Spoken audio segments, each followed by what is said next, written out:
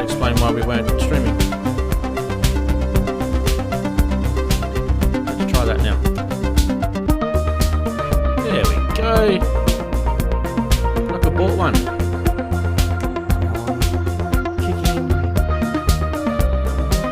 What happened to the image? There we go. Yay! We're streaming. Let's press this button.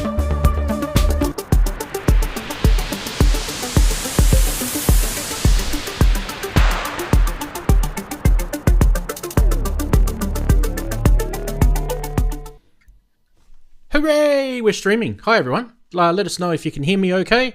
It looks like its audio is coming out from my end, so just I'll pause for a second and let you guys tell me in about what latency am I on here? Low latency? Okay. There we go. Let us know if I'm talking properly. Probably sound like a crazy Aussie. Anyway, nice to have you guys. I know you guys have been here for the last couple of weeks. It's nice to be back, let me say that. The show, I've missed the show. I did watch the show on a replay, which is kind of weird, watching my own show on a replay.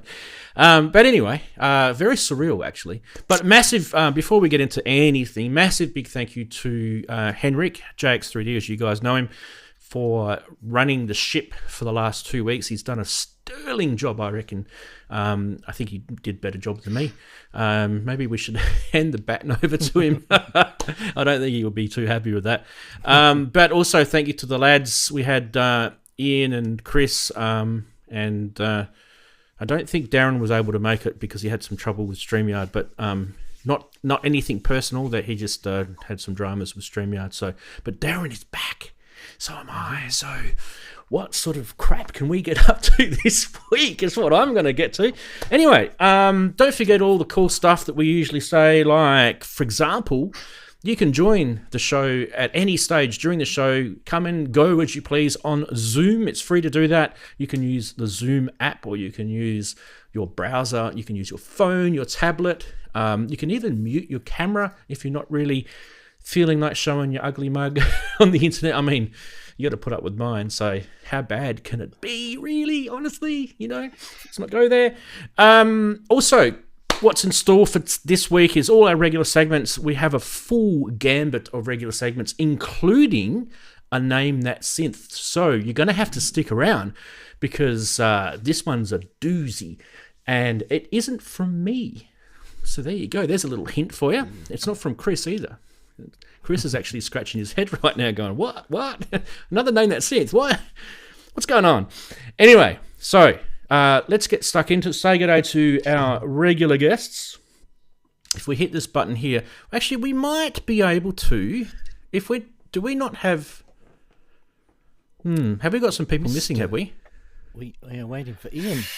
Well, Ian will be at SynthFest, I would have thought. Ian's at SynthFest, but yes, Andy, okay. Andy, he'll probably be waking up very soon. What we'll do is we'll keep an eye on Andy, but I don't think we're going to have Ian. So what we'll do is I think we'll put.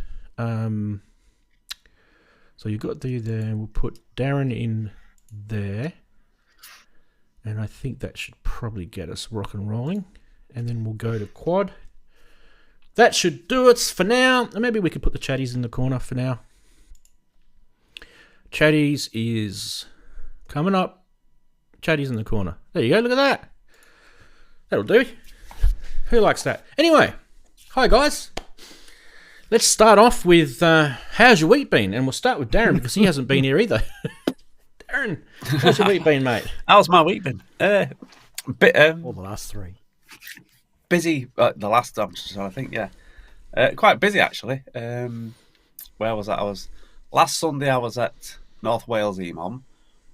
The week before that I put out a track, Once in a Lifetime. And this week I've been working on all my rig stuff to play live in a couple of weeks. So that's what I've been doing. I saw that. Yes, it's going to be heavy. I'm debating on that's the mid rig size, a big rig. I don't know. It weighs a bloody ton. So I've got to sort that out. I've got to set it up again tomorrow. Just check that everything's working. Or It's all been packed away. Just I go need to the to gym, unpack it and see whether it do works. some weights. You'll be right. I'll just get. Or better still, get other people to carry it for me. Yeah. Get a roadie. So that's basically what I've been doing, I think. Get a roadie named Sid. Sid, yeah. Sid the roadie. Some sketching. Been doing some sketching tracks or sketching tracks out for, well, whether to play live or not. So I'll put them up tomorrow on a little video. But other than that, yeah, I suppose it's been quite packed. That and work, which takes up most of the time. So yeah, that's what I've been doing, just preparing and getting everything ready for in a couple of weeks' time. And writing Fabulous little bits here and there. So yeah, that's my 3 weeks, I think. Well, you've been busy. I mean, I've been looking at the photos on your social media and everything, but definitely, in my opinion, I think you've been busy. And you've squeezed life in that busyness as well, of course, which we all should remember that most of us have actual real lives. Mm-hmm. Yes. just that little bit of life, yes. Yes. What the hell's going on there? The NPC is stuck on 34% progress. Interesting. We shall go across to here and just say a quick hello to Andy, who's joined us. How are you, mate? Hey, guys. Can you hear me okay? We can, yeah. A little tiny bit. Hey, welcome back. Tiny bit hot, but just if you keep that mic about where you had it, I think it's probably going to be good. Yeah. Just going to have to do this again, sorry. Let's go to... Well, actually, let's go to Andy. Andy, how's your week been? Hey. It's pretty good.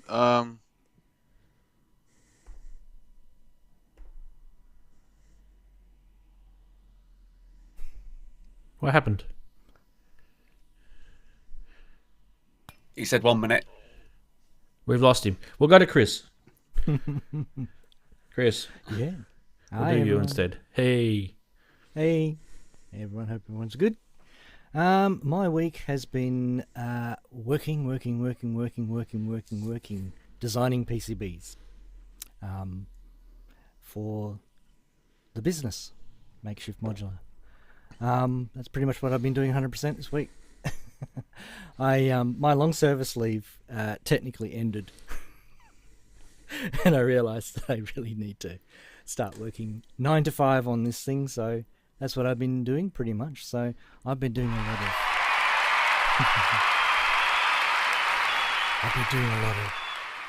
lot of circuit design. Sneak peek. No, you're not allowed to see that. That's all secret stuff. You're showing it now. But I make they can just pause the video. Undefined. Yes, they can. But you'll be able to get the name, but that's about it, I reckon. Fair enough. Yep. No, so I've basically been doing that. And as Daren said, having life. Well, actually, it was as you said, and in fact, John Lennon once said, "Life is what happens when you're busy making other plans." Ain't that the truth? Wow, we're getting deep. We're getting deep. Wonder how deep Andy's got into getting his mic fixed. Is it working now? Yeah, it's a little hot though. Is it okay? I'll move it down. No, it's a bit cold now. I switched browsers, so everything's off a little bit, and the stupid microphone is being weird. Go halfway between where it was hot and where you've got it now. Makes that much difference, huh? Yeah. It's sensitive. Wow. That's pretty good there. Strange. Okay, cool. Yeah, just real quick, did a nice show with Eddie yesterday, another 6 oscillator show, talking about keytars. That was a lot of fun. So if you guys like keytars or even hate keytars, go check it out. It's like a whole timeline of keytars and demos, and then I wanted Eddie to go into some of the tapping style guitar work to kind of go along the line of keyboard and then the conversion to tapping on fretboards to be like a keyboard. So it was fun. It's kind of a long show, actually. It's about 3 hours, I think. But we had a good time. So a bunch of people turned up, I think. And other than that, been doing some other microscope shows and occasionally some astronomy shows. I put a plea out there because it's a pathetic plea, but I'm trying to get my SynthAddict 313 channel to 50 subscribers just so I can do live streams on the stupid mobile app, because YouTube's dumb that way. You can't stream mobily from anything until you get at least 50 subscribers, and I'm very, very close to getting there. So if anyone else hasn't done it, if you could please do that, and then I can start doing short, quick I things can't on the subscribe fly. twice, unfortunately, Andy. Yeah, I know. It's a lot of people have been great about that. Just already, chuck the so link in, mate. You're a mod, so you can chuck the link in. Alright. Yeah, go for No it. problem. But it's just because YouTube's stupid that way. It's like you can't be just like, oh, I've been streaming for long enough, I should be able to do it. No, you have to get a certain number of subscribers to do mobile things. Otherwise, I got to do it from the SynthAddict channel, which I started, but it doesn't make sense anymore. I'm trying to keep everything on one channel. And I've only done it there still because I can't mobile stream on this stupid thing with low count. So anyway, it's dumb stuff. But thanks everybody. Just who has, subscribe I'll even if you don't click on it. watch it. Well, that's what I was saying. I mean, a lot of people do that for other channels. So I just need to get to 50. I don't, you can ignore me. I just need We've to got get to the live. right. There's 47 watching. So if everyone just subscribes, then exactly. we should be good. Yeah. But thanks everybody. I appreciate it. So. There's an overlap. Awesome. Big thanks to you guys. Shall we say a quick good day to the chatties? There they are there in all of their glory. We should probably And welcome start back, off. by the way, Ranzee. I didn't think I said that. Yeah, thanks, Andy. I'll tell you, little guys, a little bit about what I was doing in a sec. Big hello to, I think Kent actually came in extraordinarily early, so I think he was just coming in personally just to get the yellow Guernsey. And then he was out again. Yeah, I don't think he's in there now. Big hello to M Block, Half God, Half Beast, and Wagoo. They're the first few guys who jumped in. But I should mention a big, massive hello to Future World Machines, to Sophie Music, Chris, of course, he's also here, and all of Human Error and all of the channel members, which you guys can see in green in the chat, who have got the little Synth Geekery logo next to their name. So big hello to those guys. So don't forget, if you do want to be a member of the show, all you got to do is join. It's pretty cheap, isn't it? Guys, it's pretty cheap, right? It's not expensive. What is it? A couple of bucks? Yeah, couple bucks a month. Join in, tell your friends, all that sort of stuff. I am going to look at... I was having a look at Streamlabs the other day because you know how YouTube takes 30% when you do anything monetized through YouTube? They take 30%, which is ridiculous considering they also take ad revenue, and they don't even let you... Like if I say this particular stream... you guys are watching this and it's ad-free technically because I've said no monetization on it. But if they want to, they can force an ad to play, which it's their platform, Fair enough, that's what they want to do. So at the moment I'm looking at Streamlabs. I'm looking at a couple of different ways that we can get the show out on different platforms at the same time. And Streamlabs will be able to coordinate all of the chat messages in one central place so that we can see everyone from any of the platforms talking at the same time. And it's another reason why I've used Zoom, because it's free for you guys to use Zoom as a caller. So we'll look at all these things. I think Streamlabs only take 3% instead of 30% of donations through the show. So we'll look at doing things like that. We'll get that set up during the week. If it's going to be too hard, I'll let you know. But if it's not, anyway, being a channel member on my channel though doesn't include that 30% revenue thing. I don't think. Well, if it does, it's negligible because 30% of $1 is still sweet FA anyway. But being a member on my YouTube channel is good because you get some benefits. And there's a video that's going to come out during the week of me.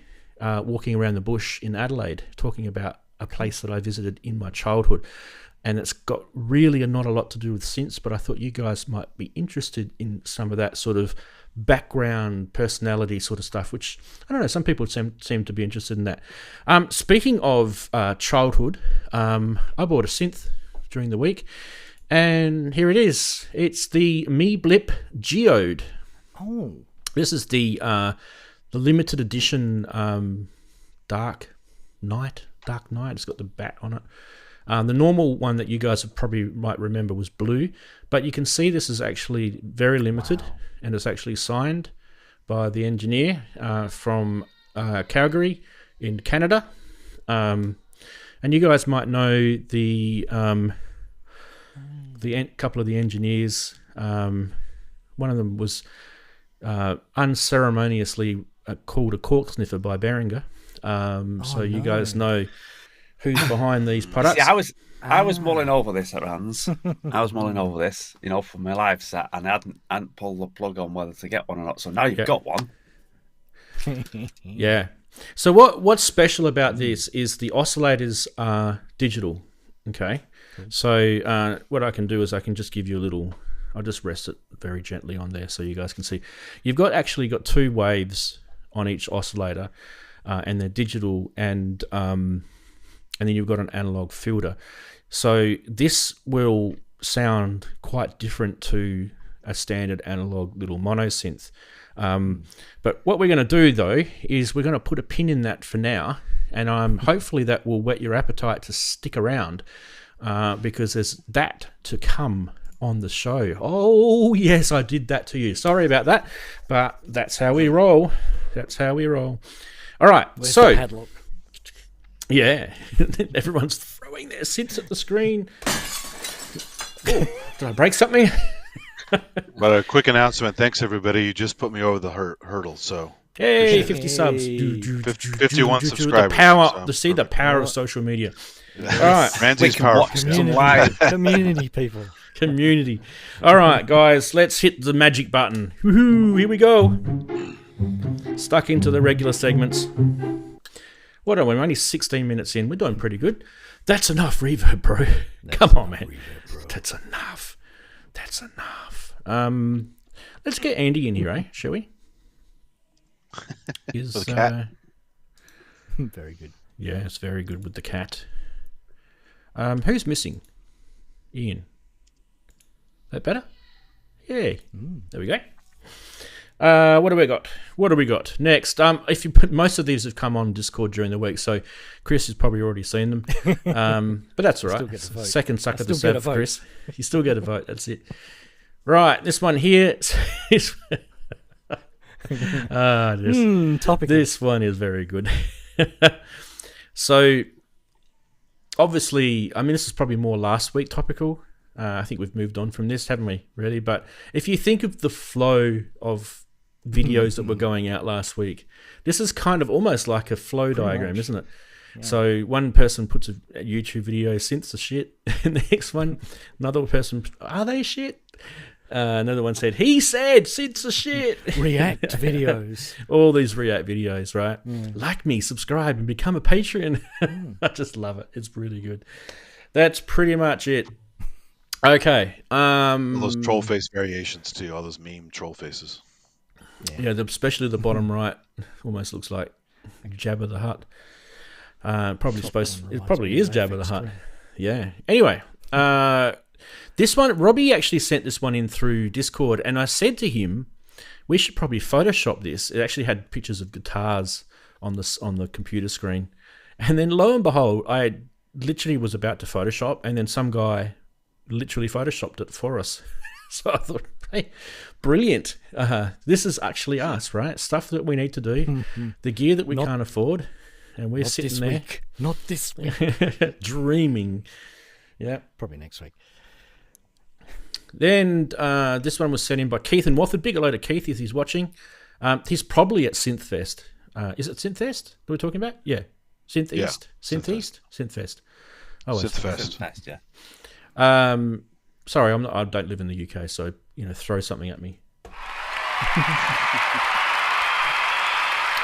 Look at me in the eyes and tell me that you aren't buying any more synthesizers. That's the face you look at back at it. I like that one. That was good. I think that was that Henrik that sent me that one? I think it was. Yes. Then we've got the Lego flute patch. Yes, this is the running gag. I think I might have actually started that about a year ago. Could be. When I was do you remember when I was doing that flute patch? Yep. with all the System 500 stuff. Yes, I remember. And we were trying to get through it, and it was like, We were trying to like get it, pulling yeah. teeth. Yeah, it was. Yeah. Anyway, now you can buy Lego. Yeah, it's Anyway. all easily done for you. Why is that button not working? There we go. Oh, there was a one that missed. Why was there one that missed? Are you serious? So good you had to show it twice. I like that one. No, actually, it didn't miss. Anyway, I'll just remind you guys, Obvious. while you're voting in chat, there is this one that you're seeing. That's enough reverb, bro. There was the YouTube flow of events. Some truth in a cartoon. Some marital advice or relationship advice here. And some patching advice from Lego. So let us know, please, what one you're going to Although go the for. cat says, bro, I think that's a woman's hand in the picture. So Hey, mate, wait, that's a rabbit hole. You're going down it. just saying. In New Zealand, they call everyone bro, even the women, Yeah, even the Prime even Minister. the sheep. No, I won't say that. They don't have Bruce's and Sheila's. Hang on a sec. Just put the Velcro gloves on. Hey, bro, come back. We're gonna get in trouble for that. Geez, we're going to get in Sorry, trouble. Kiwis. Sorry, I don't. They're asleep. They never watch this show because they're asleep. They probably watch it on the replay though. Hello It's to all good my work, mates right? over They're the busy ditch. there. Lego, enough reverb. Look me in the eyes. Wow, it's all over the shop. This is going to be hard. Yeah, definitely reverb one. The cat. Yeah. Hard to go wrong with cats. I'm thinking the reverb one probably has it. Just. What do you reckon, Chris? I'll let you decide. You can decide this one this week. I'll put that one over the line All right. because that is subtle, Reverb it is. subtle and skillfully executed. I think it was a pretty poor attempt at humour. Oh, Yeah, Wow. he went there. It's a much used category Well, of, that's what happens when you have 2 weeks off. memes. it made it. Hey, it made it just by a whisker. Right. So we should get stuck into the rest of the show, starting with Daren nearly spat out his drink just then. We're on the right track then. Starting with let's get back to the grind, should I say? Oh my goodness me. Why not? Yes, That's a why good not segue. indeed? Excellent. Why is Andy being left out today? Because he's not Oh. in. Oh. There you go. Andy's down the bottom. Okay. So, is it me or have we not seen the spice yet? No one's seen the spice yet, have we? I went, Can we buy the I'm spice? looking for the worm, not the spice. So The spice is the worm, though. The worm. That's is right. The spice. Tell me if I'm wrong, but we haven't seen the spice in the shops yet, right? We've had the Edge and we've had the Crave, Yeah, the we've first seen two. I've got the Edge here, which is the purple one. The spice is the blue one, right? And well, I'm pretty sure we haven't seen the spice yet, which is the previous one. And this one, okay, so let's talk about this one. If you have not been watching any YouTube or social media or whatever, and what the hell's gone wrong with the bottom of that? That's a bit weird, isn't it? The bottom of the screen where the label is. It's kind of looking all a I bit thought you were on dodgy. about the actual product. Anyway, I Splotchy bit. don't know what's going on there. Something glitchy. Hope we don't have any technical issues. There's your Not first using one. The software I was using. Last week. Actually, that's the second one because the YouTube streaming key wasn't correct in my ATEM. Oh, see what happens when you leave it for 2 weeks. See what happens. Goes It just to goes to Yeah. it just goes to the grind. CRAP. Anyway, have you guys ever heard of mutable instruments? I say, and for those who don't play in modular land, you probably may have. And Emily's obviously done a lot of open source development over her lifetime with the mutable stuff. And the Platts module is what we're looking at in this particular Behringer product. In fact, what Behringer have done is they've made the Brains module for Eurorack, and it's almost a cut and paste. In fact, I could probably actually get the camera on the Yeah. Brains. does this one talking also about do it. DX7 patches? Mm-hmm. This can, yeah. Single note. Um, Okay. Yeah, single voice. But they haven't talked about that, which is kind of bizarre. Yeah. But it That's could. interesting, isn't it? I thought they did. I'm sure I heard him mention a DX7.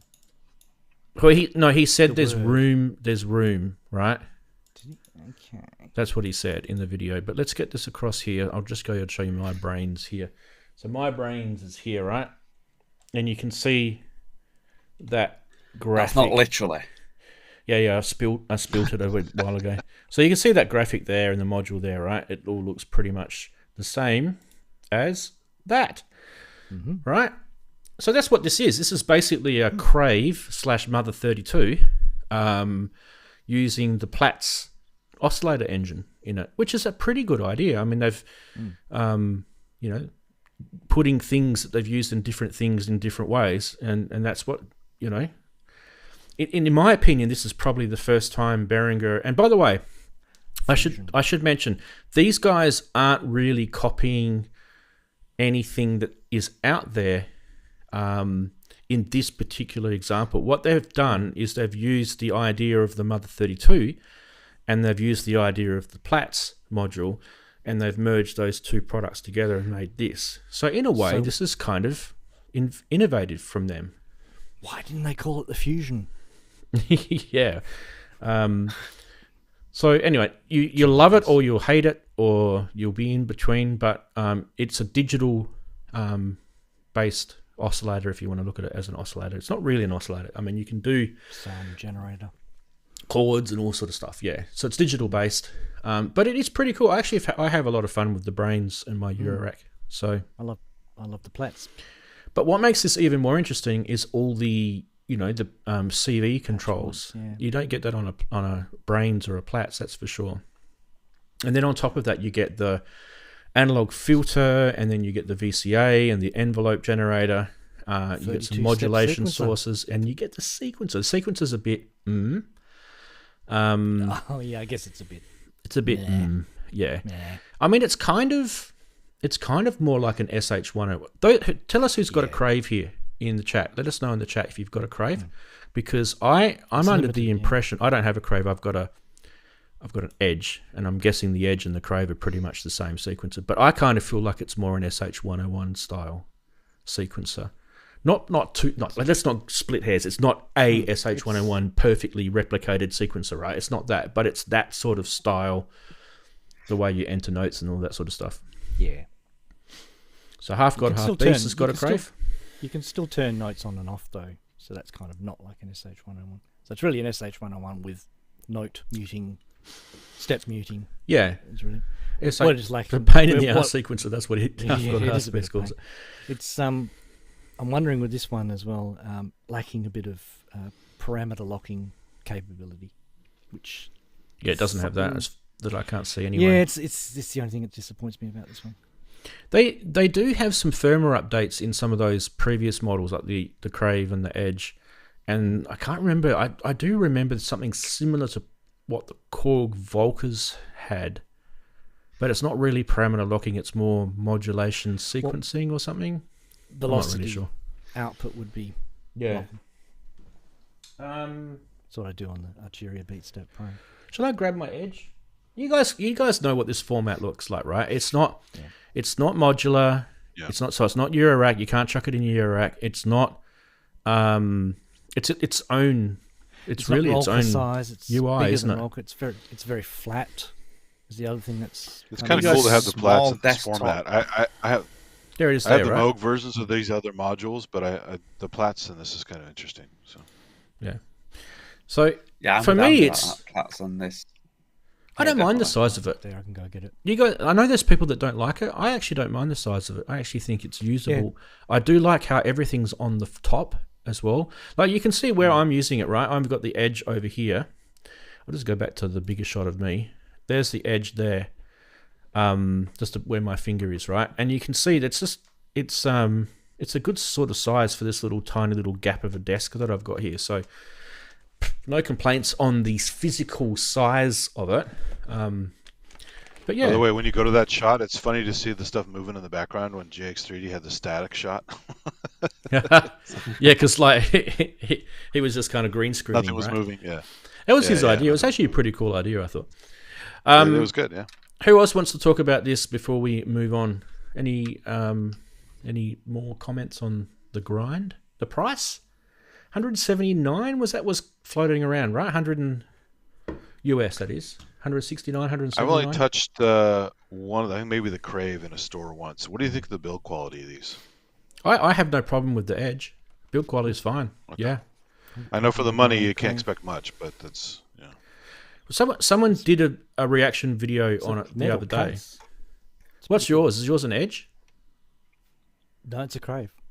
Yours is a Crave. Okay, let's have a look. Yeah, sorry, let's put it the other way around. I didn't like the clacky buttons for the keyboard on it. I like the soft buttons on the actual Mother 32. I find the build quality fine. I don't think there's a problem with the build quality. Yeah, I mean, like, switches are... I mean, they're still PCB mounted switches, so you get a little bit of a... Knobs on plastic posts, is it? Don't know, it's kind of... Don't really know. Yeah, I wouldn't know. It's definitely got the... The Neutron's well built. It's very solid. So. Yeah. Well, these aren't built in the same land as Neutrons. As far as I'm aware, I'm pretty sure these are direct from China factory type. That's my guess. It's very thin. That's the thing. Yeah. You can see how thin it is. It's all surface mount. So that's what chips. makes it. I mean, it's a single circuit board type arrangement, which means everything's very close to the metal panel at the top, which gives it a certain amount of rigidity benefit. It's got a bit of weight to it. They're made of metal and plastic, so it's okay. But anyway, the point I guess I'm making here is that this is kind of, whereas those other three ones that Behringer did were all sort of rip-offs of the Moog gear, right? This is kind of the first time they've brought one out that's not a rip-off of anything. I mean, it's a rip-off of the mutable instruments, but he allowed that, right? She allowed it, I should say.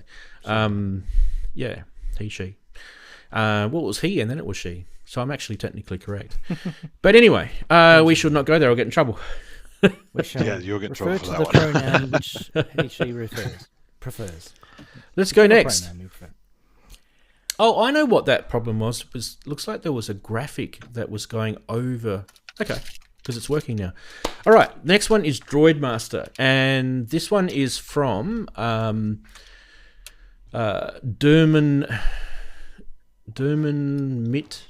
Machine or something. How do you say it? I don't know how to say it. We need our we need it. Yeah, German speaking. Derman mit der Machine. I think I got it pretty close. Derman mit der Machine. Anyway, what is this? This is a compact universal CV processor with MIDI and USB, and it's called a Master 18. If you're wondering, if you want to find it, they're about price wise $379. Australia, it's about $510. If you buy it direct from them, I kind of feel like if you bought it in Australia, it'd be $600. So, anyway, street price. It has. If you're looking at it, you can see that it has 8 CV output jacks with voltage range from -10 to +10, driven by a high accurate low jitter 16-bit DA. That's pretty important because some CV converters don't have precision. Really, they haven't really looked at precision. They probably just use an Arduino or some sort of Atmega, whatever. They haven't paid attention to jitter. They haven't, and it can be an issue. Anyway, especially when using MIDI. Anyway, there's 2 gate inputs that switch at 0.1 volts, and there's 4 gate outputs which switch between 0 and 5 volts. 2 MIDI interfaces via MIDI standard B mini jack, and also the micro SD card reader for button and reloading stuff in there. There's like a launch button thing there. USB-C to access the SD card from your computer, and it all comes with 2 interesting bonus features. It can be connected to Symphonian as a follower to the harmonic sync, and it can also be integrated as a tuning device for VCOs. So very, very interesting product. It's kind of like a bit of a toolbox that you can use, and don't know if it's kind of in my realm, but there is a whole bunch of stuff this can do. For example, you can use it as an envelope generator, as a melody sequencer, as a trigger sequencer, as a random melody or trigger generator, as a precision adder, as a slew limiter, as a clock divider or multiplier logic gate, CV looper, sample and hold, Euclidean rhythms generator, quantizer, and a whole bunch more. That's basically what this little Droid Master 18 does. And then there's expanders that you can get for this as well. Yeah. Like, for example, you can get there's a massive list of expanders, by the way. There's It's about huge. You can It's get an this, ecosystem. You can get a B32, which is a 32 button controller, or you can get an E4, which is a 4 encoder with push button functionalities.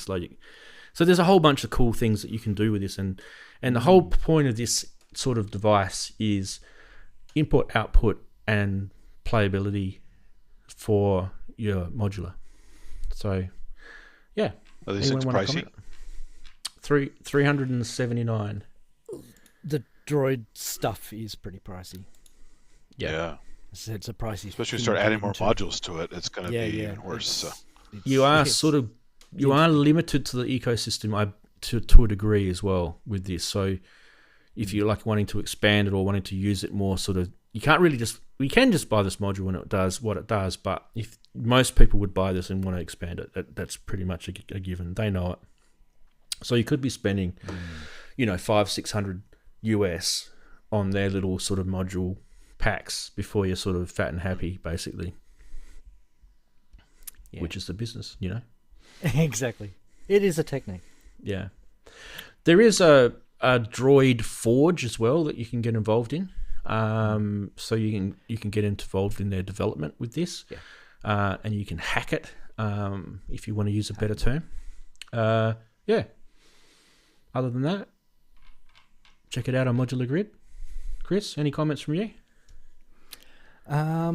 It's the thing about Droid modules is when they come out, it's kind of been so many of them that I kind of sometimes sneak under my radar, and this one did. Gotcha. Because it's didn't strike. But I can see why he picked it out, because it sort of overlaps the territory of the expert sleepers type area and various other modules which we've talked about on the show. Can be quite good for getting stuff in and out of the modular world back into your computer and stuff. But this one's a bit more in the territory of a Disting or a Ornaments and Crime. Mm-hmm. Just a different ecosystem, which you might agree with more. I mean, that's the whole thing about these. Yeah. These kind of processing modules or these CV generating modules. There's quite a lot of different competing ones out there, and there's a reason for that, because actually kind of how they're implemented is preferential. People they get along with certain types of interfaces or philosophies differently from others. And as I said, this Droid one is it's very definite philosophy. It's like, no hold bars type, Yeah. Almost. We'll give you everything you want. You just have to leave your wallet at the door. Yeah. It's kind of, but whatever you give want. Give us your PIN number. Yeah, pretty much. Yeah. It's not that bad, but it is an ecosystem. But it is. Yeah. It's you want to get them all type. Scenario again. Yeah, it's a Hot Wheels. But at least this one I'm going to give them special bonus points for creating something that's only 8 HP. That is true. I kind of feel though, and you guys can correct me if I'm wrong here, but if that was a module sitting in my eurorack and I hadn't used it for a while, I'd be scratching my head. I mean, it's got some labeling on it. It's got a remarkable lack of instruction on it. Yeah. So in terms something of I've been thinking about recently. In terms of these things are great, and I think some people who there's kind of two different people that use these things, right? There's people that would use them all the time and they'd be like, I don't care. This is compact. That's what I want. I know what it's going to do. I know what those ports do. So I'm good. But there are other people that they're not like touching these things every day. I mean, even with me, all the different things that I do in here, I sometimes scratch my head at some of the things that I've got here and I go, how do I get to that thing again? Hang on a minute. Let's just go open up my folder and go to the PDF manual and search it. And you know what I mean? Like, we're doing stuff like that just to find out how to use it. And this is a get to know it like autopilot type of thing. Yeah. You basically need to know You have to. Like say, if you go away from it for a week or two, or 3 or 4, whatever, or like me, when I hardly ever use it, and then you come to it, you're just gonna not a chance. That and that actually used to be my criticism of mutable instruments. I love their stuff. Their stuff is really good, innovative, and everything. But I used to find that if I hadn't used one of the modules for a while, I would still be scratching my head and go, "How do I do that again? I know this can do it, but and you'd have to go into the manual and find out how to do it." Yeah. It's like electron gear for some people. If you step away, you forget. You have to relearn it. So. Eurorack is probably the sufferer of that the most out of most formats, I feel, because it is a compact format. But yeah, all right. So Droid Master and a whole bunch of Derman Mit der Machine modules that you can go check out with those guys. Anyway, let's keep going on. So this was the other thing that came out during the week, is the announcement that Modal Electronics Carbon 8 is available for purchase. And I think there was a couple of US websites that were putting it out there, and Craft Music were one, and that was the first, I think. But interestingly, you look at the price there, it's $1,099. I think they discounted it slightly from if you read the page. Not RRP. It's not RRP, yeah. Look, this synth has sort of been crying to come out for a while, hasn't it? It's just to refresh everyone's memory. It's an 8-voice digital experimental synth that combines digital audio algorithms and high-res wavetables, sophisticated oscillator cross modulations and things like that.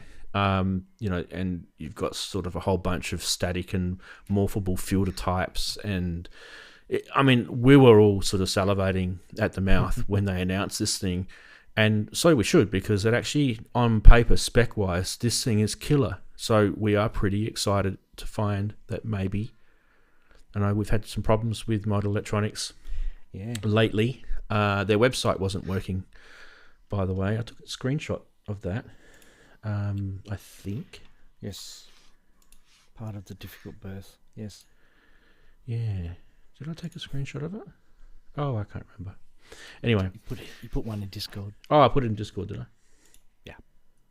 Well, you guys can go check it out in Discord. Hang out where all the cool guys hang out. Me and Rant and a few others. There's only like 2 of us in it. Henry. I go in there once in a while. I always forget. Oh, I know what it was. I know what it was now. Thanks for telling me about Discord. It was the badware error.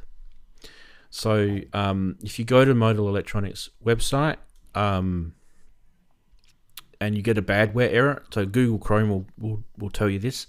And if you've got plugins like uBlock Origin and things like that, most people who are in IT have these sort of plugins that protect us from websites. You can find out that some websites have got these blacklisted domains and those sorts of stuff. So I don't know if they fixed it. It's not hard for them to fix. They just need to fix whatever code is on that website that's causing it, and then they get themselves removed from the list, and they're good to go. But what's annoying, I guess, at the moment is it doesn't look like there's a massive, huge bunch of people there behind the scenes. Yeah. If it looks that way. I'm not saying there isn't, and I'm not saying they're not busy. I'm not saying they're bad or anything like that. But that's the perception that you get as an end user. So if I wanted to go and download a firmware update, I can't. Exactly. You're looking for some confidence here. Yeah. You're not inspiring us with confidence at the moment. Yeah. Early days. Hopefully it's short-lived and they're just going through some teething problems, and I really, really want this company to kick through. I know they almost fell off the edge, but they're still going, and I would definitely love to get my hands on this Carbon 8. I think it's going to be amazing, this little synth. Who else is interested in getting this thing? Interested in playing it? Yeah. Not sure if I want to get one. Yep, it's a wait and see, I think. Yeah. Well, their little sort of ecosystem with the argon, the cobalt? Yeah, cobalt, argon, and I think this is the third, right? I don't think there was another one. Could be.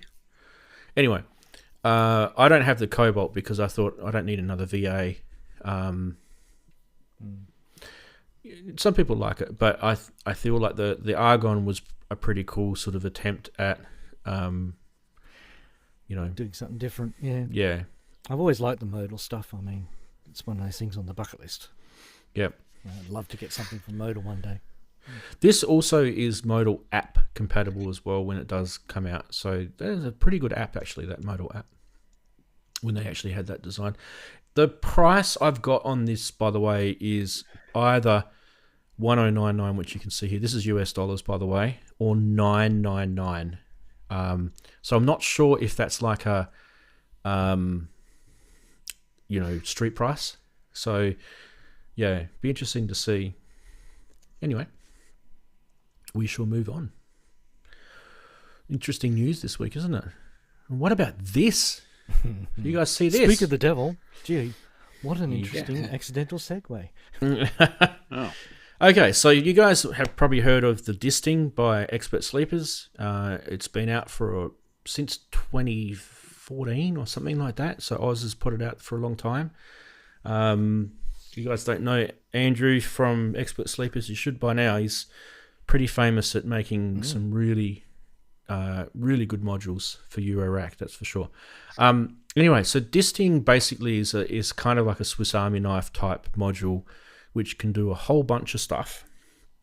And what I thought I'd do first is, without his permission, I might play. Well, I mean, this is just basically a factory preset, so we should be okay to play this, right? It's a factory preset. He's not an angry French news guy, so he should be okay. So yeah. So let's just have a look. We're not going to play the whole almost 9 minutes of it, but okay. So what I'm going to tell you what this is just a preset. When I say preset, it's an algorithm inside the Disting that you can get. It's freely available if you've already got a Disting, and it's basically a sample player with some really cool sequencing in it, right? So let's have a look.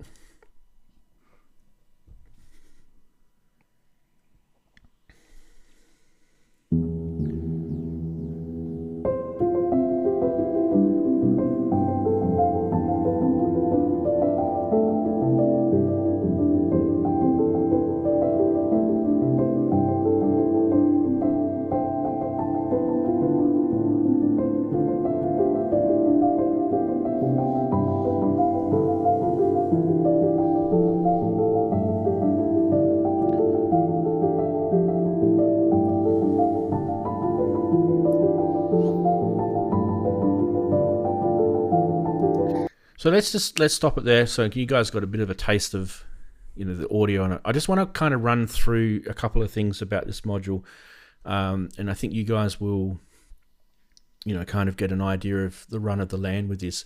So it is a Disting inside, except in this particular case, it's a Disting which you can load up like a list of Disting algorithms in. From what I can work out, I feel like it's a linear format. So you're loading an algorithm, and then you're loading the next algorithm, and the next, and the next, and the next. And they kind of do have to be ordered in a logical way, from what I can work out. I don't think... Like an effects chain. Like an effects chain. And he did call it a bus chain or something like that in his video. Yeah, so you can have parallel buses as well. So you can have... Yeah. These algorithms can either be CV or audio based, so they can do any type of job. Like in this particular case, you heard the poly multi sample, which you can see, and I'll just make that bigger screen for you there, so you can see the poly multi sample. How nice to have a Disting with a real screen that you can read. Yeah. Yeah. If you look across, you'll see there's three potentiometers. They are proper potentiometers, and then below there's two endless encoders with push buttons, and then to the right and to the left of those encoders you can see those two angled little toggle buttons, and they kind of that's basically your interface. That's the way you map around the whole interface. It's quite intuitive how he's done it. There's kind of more ways to get through things and in and out of things than just one way. So there's kind of shortcuts, and there's like macro buttons and all sort of cool stuff that you can actually set yourself too. And actually what's cool about it is if we go back to our view here, you can see that there's 12 inputs on the left and there's 6 outputs on the right, but actually there's 8 outputs, because when you buy it, you get an expander. It's actually included with it, and the expander is just a little tiny little 2 HP module that you just connect up with a couple of jumper wires. But the reason why he's done it like that is because you actually can expand it in different ways. You don't have to have a set expander that only does what he's already pre-wired and ported out to. On the back of this Disting NT is a whole bunch of pinouts that you can connect your expander module. And for example, you may want to have a MIDI in for TRS. You can do that. You may want to have an audio out. You can do that. You can have CV. You can do that. You can have I2C. It's really, really cool. Yep, so it's up to you how you want to set this thing up. Yep. Then on top of that, you've got so like he said, you've got visual, typical with all the Expert Sleeper modules. You've got visual feedback with a little LED showing inside those connectors, whether there's audio or CV coming out. And audio shows as blue, I think, from memory, and CV is orange or something like that. You can set this, and each one of those little algorithms, by the way, does different things. So you can see in that particular video that I showed before, he's got shift register random, he's got a quantizer in there, poly multi-sample. You can see there's a little SD card just to the left of the potentiometer, and in that can store all your algorithms, and it can store all your samples. You can see there's a little USB-C port up to the left of the screen there. You can use that USB-C port to access the SD card without having to take it out of your rack. And you can put this in what they call like a file mode, and it will access the SD card. You can also use it as a MIDI host device. So you can actually plug a computer into it, and it'll come up on your DAW, and you can have that then mapped to any of these algorithms. It's insane. And it's a bit hard to see, but over on the right hand side on the screen, you can see like a little faded list. See how it's got 29.2%? Not there, but further to the edge of the screen, there's a little faded list on the right.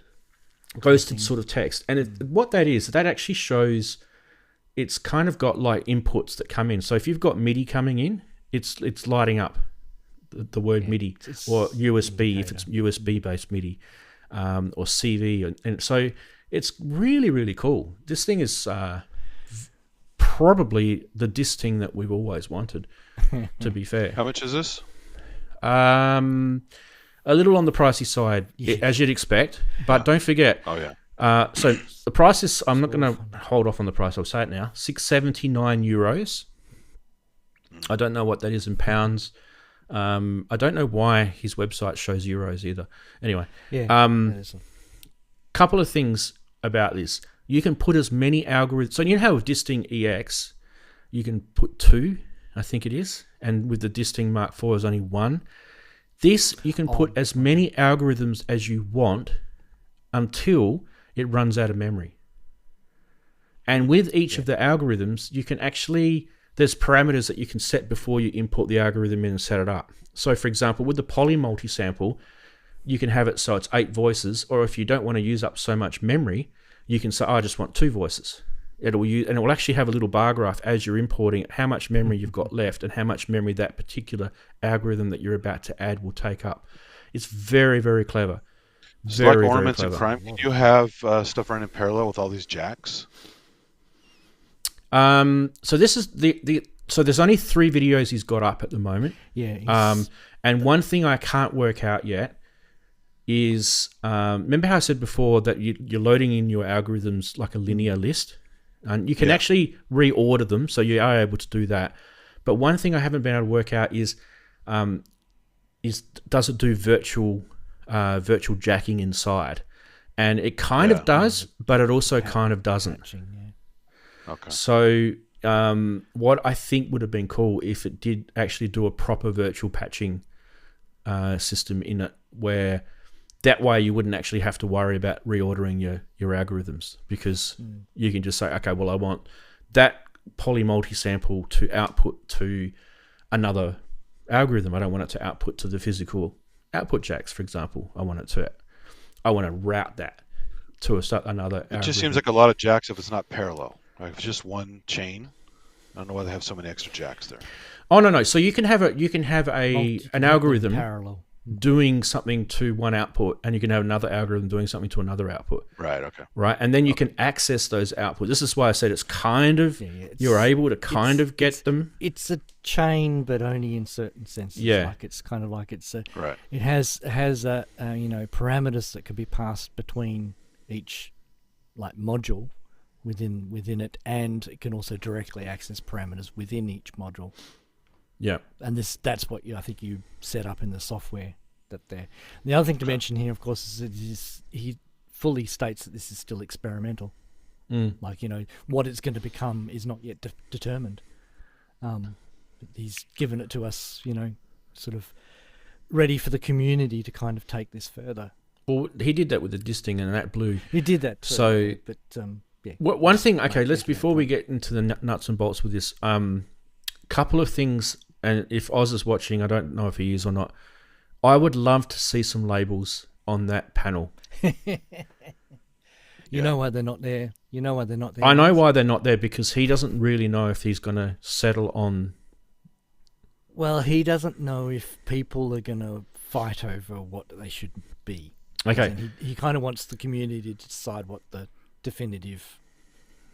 what their definitive function should be. Yeah. He's trying to leave it open. Well, then do A, B, C, D, label it, right? I think it's a little bit of a chicken for not getting something on there. Because on the Disting that I have, the color, you got to remember what the colors mean and stuff. I don't remember all that stuff all the time. So. Well, that's the eurorack conundrum that I was talking about before, right? But for example, the bottom right little push button, which is the one that's sort of angled in a little bit, so the bottom right one. If you press that, it'll pop up a little help screen. Yeah. And that kind of would be nice if it just said help on there. Yeah. Because, and the top left one is the menu. It's always the menu, and that hasn't changed. Unless he changes the whole software system, which would be an absolute nightmare for him to do. That's always going to be the menu button. So he should label those. Some synth manufacturers don't do it. I mean, even with the Sonicware sample track, their little things aren't labeled as well as they could be in some of the areas. So these all push encoders? They are push encoders, but the top three are actual potentiometers.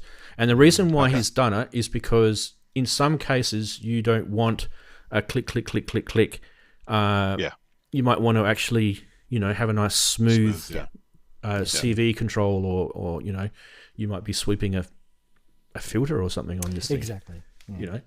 I don't think it's a good example, but they both have their strengths and encoders versus. I actually thought that was a good idea, because in some cases you can use both, right? The right hand bottom encoder can be used to change values on a parameter whilst it's in play, and also one of the potentiometers can be used at the same time. So you've got the choice whether you want a data entry something, click, click, click, get to that spot, it's like a mechanical feedback on your fingers, or you might want to have that smooth granular control. Yeah. That's pretty cool. Freestyle. That's cool. Yeah. Anyway, that is the NT. I guess my only issue is when I see NT, I'm traumatized. Yeah, I am too, mate. New technologies. Oh my god. Yeah. Our generation, yeah. Open VMS. Eat your heart out. Let's not talk about copying operating systems, shall we? Right. Anyway, for those who are interested, like I said, you can hit Oz up on his website. I think you can get it soon. I think he said soon. So I don't know what that means, but yeah. If for anyone who has the previous Disting products as well, it might be worth mentioning this is a completely new code base. So all of the old algorithms that are coming back in this have been rewritten, which may be a positive or a negative, depending on whether you liked the way they work or hated the way. I didn't know that. So So you It's new can't code base, jump. yeah. You can't jump the JSON file straight in. Don't think so. Okay, interesting. He said it's definitely said it's new code base and a new environment, a new processor. He may have a conversion though. It might be one of those things where, oh no, the software takes care of the conversion for you, but it's implemented differently. So do you think he dumped some ones he didn't like, or just didn't have room for them? No, I think you can it's put. That's what I'm saying. I was under the impression you can put any of the algorithms you like on this. So what you're telling me, Chris, is kind of different to what he said on. If you go to his YouTube channel and you actually do the quick start, watch the quick start guide. The quick start guide. Right, that's what he actually said on that video. That you can load any of the available algorithms that are in. I got those words from the actual website. Right. And Expert Sleepers, but as I said, it doesn't necessarily, both can be true. It's just explained differently. Definitely once you're actually in the UI of it, I mean, you saw on the video when he was mucking around with this stuff. Yeah, he definitely talked about, the old algorithms being what everyone, wants. He's not talking about getting rid of them. He's just saying he's sort of optimized things or rewritten them or made them better, I think is what it says. So, but so the names will be familiar, but the implementations under the hood might be a little bit improved, which is the kind of thing you do want to hear. Yeah. Anyway, let's not worry about that too much. Next, along the lines of awesomeness, is this announcement from ASM, who have brought out this beautifully orange-looking Hydrasynth Explorer called the 888. And all of the Chinese people would love that because that's their, most Chinese people I know, that's their lucky number, right? That's their number plate, that's their phone number. Everything's 888. So bot, right? Bot. Well, it's the number of infinity, isn't it? It's 8 on the 8 sideways, right? Anyway, so big shout out to all my Chinese friends. Who likes to look at this? I actually think it looks pretty cool. Big orange, bold baby. Any difference?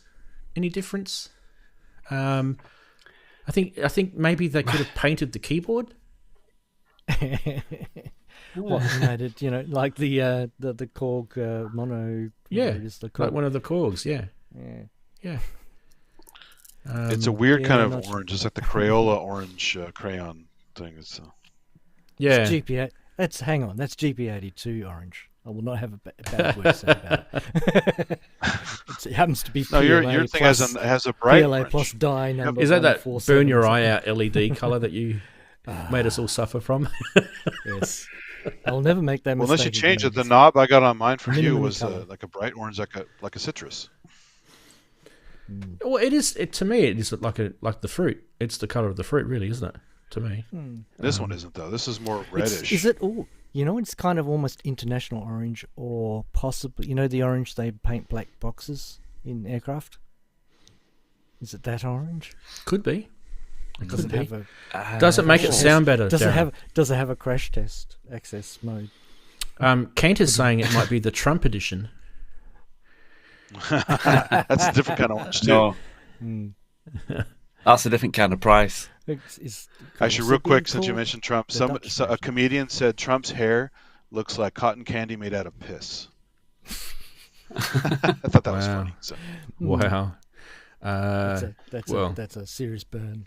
Obviously, it's not. It's obviously not his hair color. It's definitely dyed. No, of course, it's fake. Yeah, right. And it's also wispy like cotton candy. So yeah, it's probably got half of the the fake tan spray in it as well while we're at it. Anyway, I was going to say to you guys, big shout out to Ken Flux with it Pierce if he's watching on a replay. I know he's probably tucked up in bed in Delaware at the moment. Big shout out to him because I know he still works for ASM. Just see if we can get Ken back on the show. I haven't had him on for ages. But yeah, I haven't really bothered him because I know he's working full time with these guys now. So, but he's appeared on a few streams here and there. Anyway, don't think there's anything new that's come to light. It's just a colour change. It's just a colour change. Looks the same, yeah. A limited number though, 888 models manufactured only. Yeah, not sell more than that. I'm surprised he couldn't convince them to do like a Hulk green one. He loves green. Oh yes, I actually wouldn't mind that. Like the Roland Ira green. I reckon that'd be awesome. Yeah. Yeah. Yep. I'd be happy with that. Okay, what's next is this one, and I'm going to actually hand this one over to Daren to talk about this because I actually don't know much about it. Daren. Well, Plus I only three. seen this. Yeah, it's and knowing the price that we think in our prices, this is an expression. Well, it's a desktop expression. It's not a pedal as such, but it's in the form of a pedal with a instead of having a pedal for your feet, it's for a desktop expression toggle switch drone slider. It's it's the price that got me because we weren't sure, and it's one of those intriguing products that at first I thought yes, then I thought no, maybe not. You can do it with anything else, but then when I seen the price, I thought, well, actually, this is quite interesting. I mean, I'm not sure what you two think, or Andy, what you think about it, but I think it's quite a nice little product because it's not going to rob your bank. It's probably the cheapest thing that we've mentioned so far this show. Yeah, €65 plus tax. Yep. Yeah. I mean, I know some people could probably make one up, but having watched Luke Potts' video yesterday, I was quite intrigued with this. What do you think? I don't know if I like the button myself personally. You can change the button to any colour you want, by the way. Yeah, but the little loop pop icon. You like the little popcorn button? Yeah, I thought it was a trash can at first. I didn't know it was loop pop at first. I thought it was a trash can. Yeah. I think he's got his logo down the bottom. That. Yeah, how much ego do you need? Seriously, he's got his logo down the bottom. I mean, how much do we need to fuel that ego? Sorry, get Ziv. Get the sandpaper out and scratch it off. There you go. No, I was just kidding, by the video. way. Big shout out to Ziv. You can change that to any colour. So was I. The video I saw, part of it, the mode thing is cool. So it's not just like an expression pedal. You have those little like alternative modes for like droning and stuff. That was kind of clever, I think. Is the fader motorized? I can't remember if it is or not. No, it's not. It's not the video. It wasn't. I don't know. Yeah. Okay. No. And is there any lights on it, or is it all just passive? No, it's all passive. So you don't get any visual feedback on the thing. No, it's basically passive, and it's what you see is what you get, but it's what it does. I think inside there's a switch you can change. Oh, at the bottom there's a little switch. I'm trying to think what it does now. Is that the drone There's a little mode? switch that can change. No, that's the toggle switch. That black. The black switch. Okay. The black toggle switch. So that's like a hold. If he's holding the expression pedal down, the red button's like a momentary one. But you can a bit like MIDI mapping, but I don't think it does all MIDI, but you can map it. So for if you've got VSTs and everything, so having your expression pedal, you've got this on your desk, which is it can do quite a lot more. Would it be I'm quite interested. Would it be the inverse of hold? Like, you know how sometimes, with like Yamaha expression pedals, sometimes if you plug them in and you don't plug them in while you're turning it on, it does the opposite. You know what I mean with expression pedals. So yeah. It's also what to do with they have polarity switches too, right? So polarity. That's the word I was thinking of. Yeah, that's what. Yeah. Oh, and in Half God, Half 'cause Beast it's mentioned the passive. same thing in chat as well. Polarity hold. Because it's a passive device that needs, you need switching in order to do things like swap lines and swap voltages around. Yeah. Swap the orientation of the potentiometer. So it is aluminium chassis, the actual box that it's made in. So it's sturdy in that sense. It's kind of cute looking, isn't it? And there's a pin. I didn't see all the video because it was only on mobile device, but you can take it apart and there's a little pin shifter inside where you can change, and I can't remember what it's to do actually, but you can change this not dip switches, but it's a little plug and pin, so you change the pins to do, and I can't remember what it was to do now because like I said I didn't see the whole video. little jumpers, but I just thought it was quite cute. Yeah, little jumpers types. Yeah. And because it's not expensive, I'm quite interested in it. It's got an interesting kind of DIY leaning there. It's a good Kind Christmas of, a Christmas stocking filler. I mean, it's definitely cheaper than like the LS1 light strip, which is really great for modular, but that has automation as well. But it's also like I don't know, $120 or whatever. This is cheaper. So inside the hidden jumper is not polyester or knitted. It's no, we won't do jokes. It basically allows you to. It's a jumper-based selector inside. By default, the +3 sustain side is designed to respond to a TS type cables, but shortening the tip and ring with only whilst using TRS cables. By default, the internal jumper isn't connected to anything, it's just floating in the middle pin.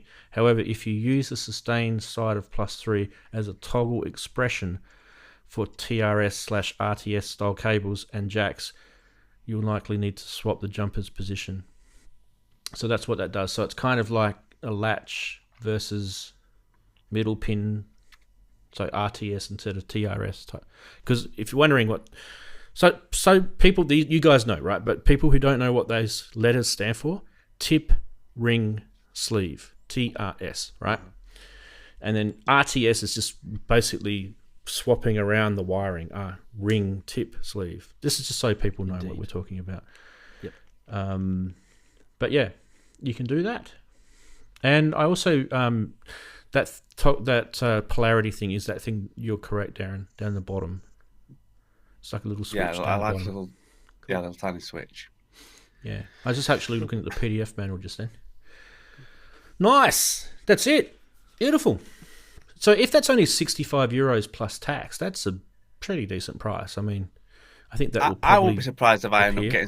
getting one of these. I just yeah. What are you doing, Chris?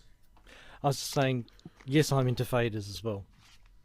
For things, it's probably not a great picture, but passive Need some fader. more light on you. Oh, Glare, you got Angle it the glare. other On it. way. Yeah, that way. That's Yep. Nice. sort of. sort of. Oh, there you go. Yep, See the that's fader it. Yeah. there. Yeah. Anyway, I'm just saying, yes, I like faders too, which is why I bought some kits, and that's a passive one as well. Passive crossfader for Eurorack. Actually, And watching I've also that, got another module. watching that's just that a fader control voltage one. Disting video, Chris. He had that. I forget what company it is. Michigan Synthworks. That fader panel where it's Fader got. bank. or whatever it is. Yeah, Oh yeah. that's a great. cool. That is a great little mod because it uses MIDI, CV, and That's the I2C.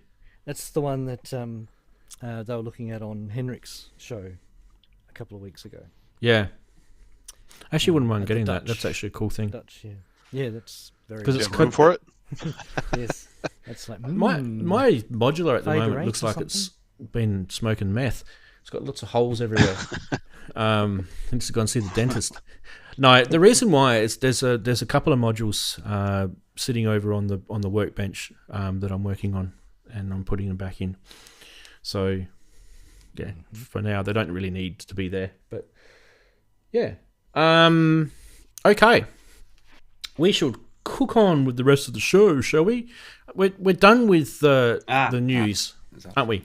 We're done with the news. Someone's got a +3. That's all. Grace has got a +3. So Got one already.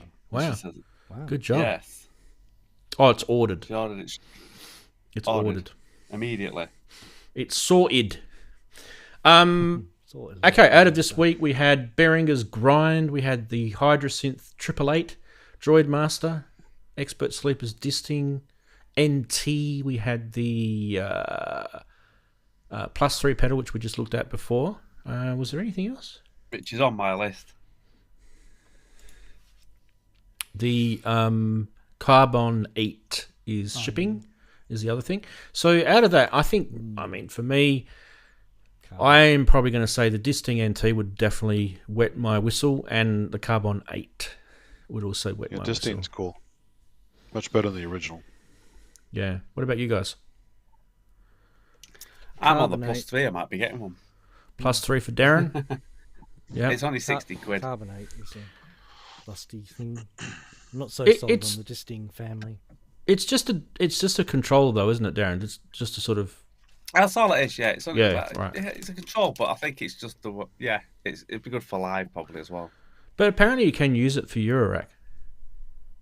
Yeah, you can. Because it does have telling the CV connections on the top. The sustain yeah, and so you can expression. use it for. Yep. He was using it. I think in the video he was using it for some Euroracks as well. Yeah.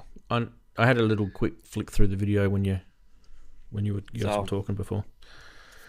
Awesome. All right. Should we go on to the next segment and do some price watching?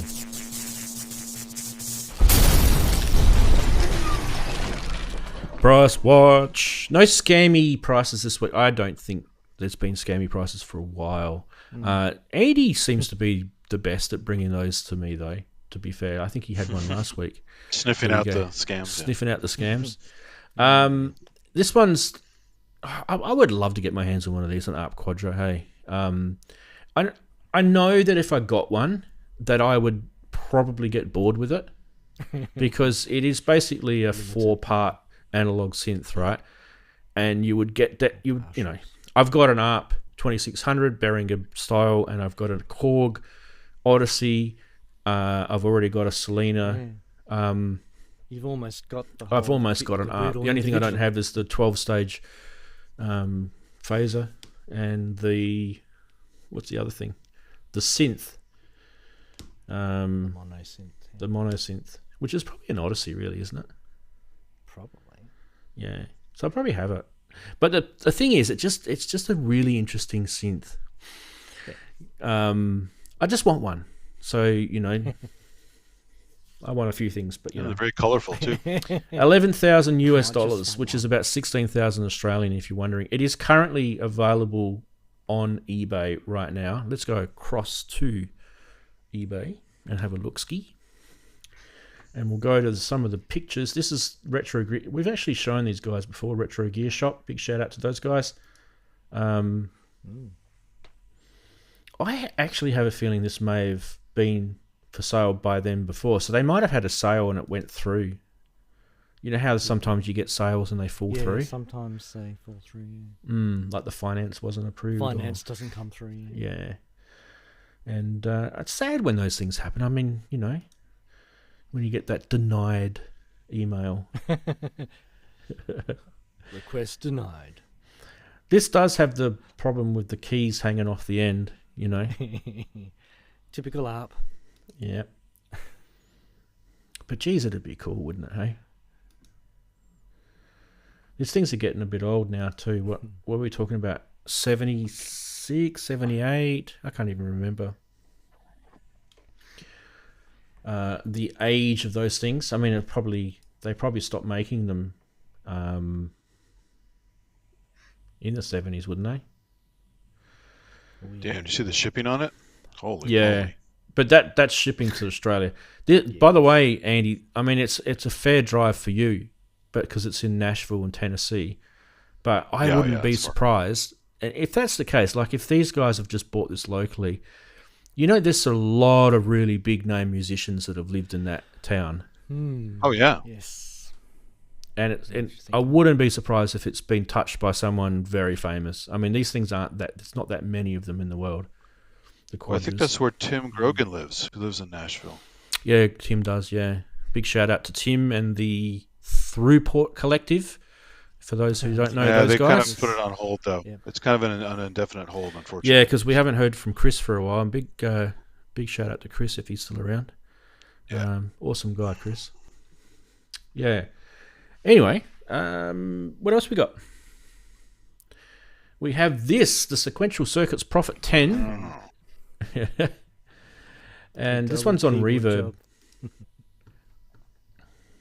We're looking at 25k Australian dollars, or what is it, 12k British? That's just about what the one costs down the road. The guys still have it at the used shop. Yeah. 12k. So 12k US is better than 12k British, though. Just out of curiosity. Yeah. So this one is in Los Angeles. It could be where you're talking about, big fella. No, this is the one I have in Sunnyvale. Oh, okay. Or it's actually San Jose, near here. Oh, okay. This is in LA. But look at that carpet. I'm pretty sure we've seen that carpet before. I was going to say, that looks like a familiar rug. That looks like a familiar rug. He's got a bit of vintage gear in the background. We're all sussing him out. But this is another synth that I definitely wouldn't mind owning. I know there's been talk about it being a bit of a bastard to keep, working and things like that. But I just love that whole notion of 2 tiers. Do you know what I mean? I know you can do that with a synth stand, right? But it's not the same thing, is it? It's like, I've got one synth that's got 2 tiers of keyboards, and inside those 2 tiers are 2 Prophet 5s. That's what's funny about the reissue that just has 1 tier, right? Yeah, it's a bit weird, isn't it? Yeah. But, keep costs down or whatever. I don't know. I just it's already really pretty liked expensive, though. Just put the damn keyboard on it, right?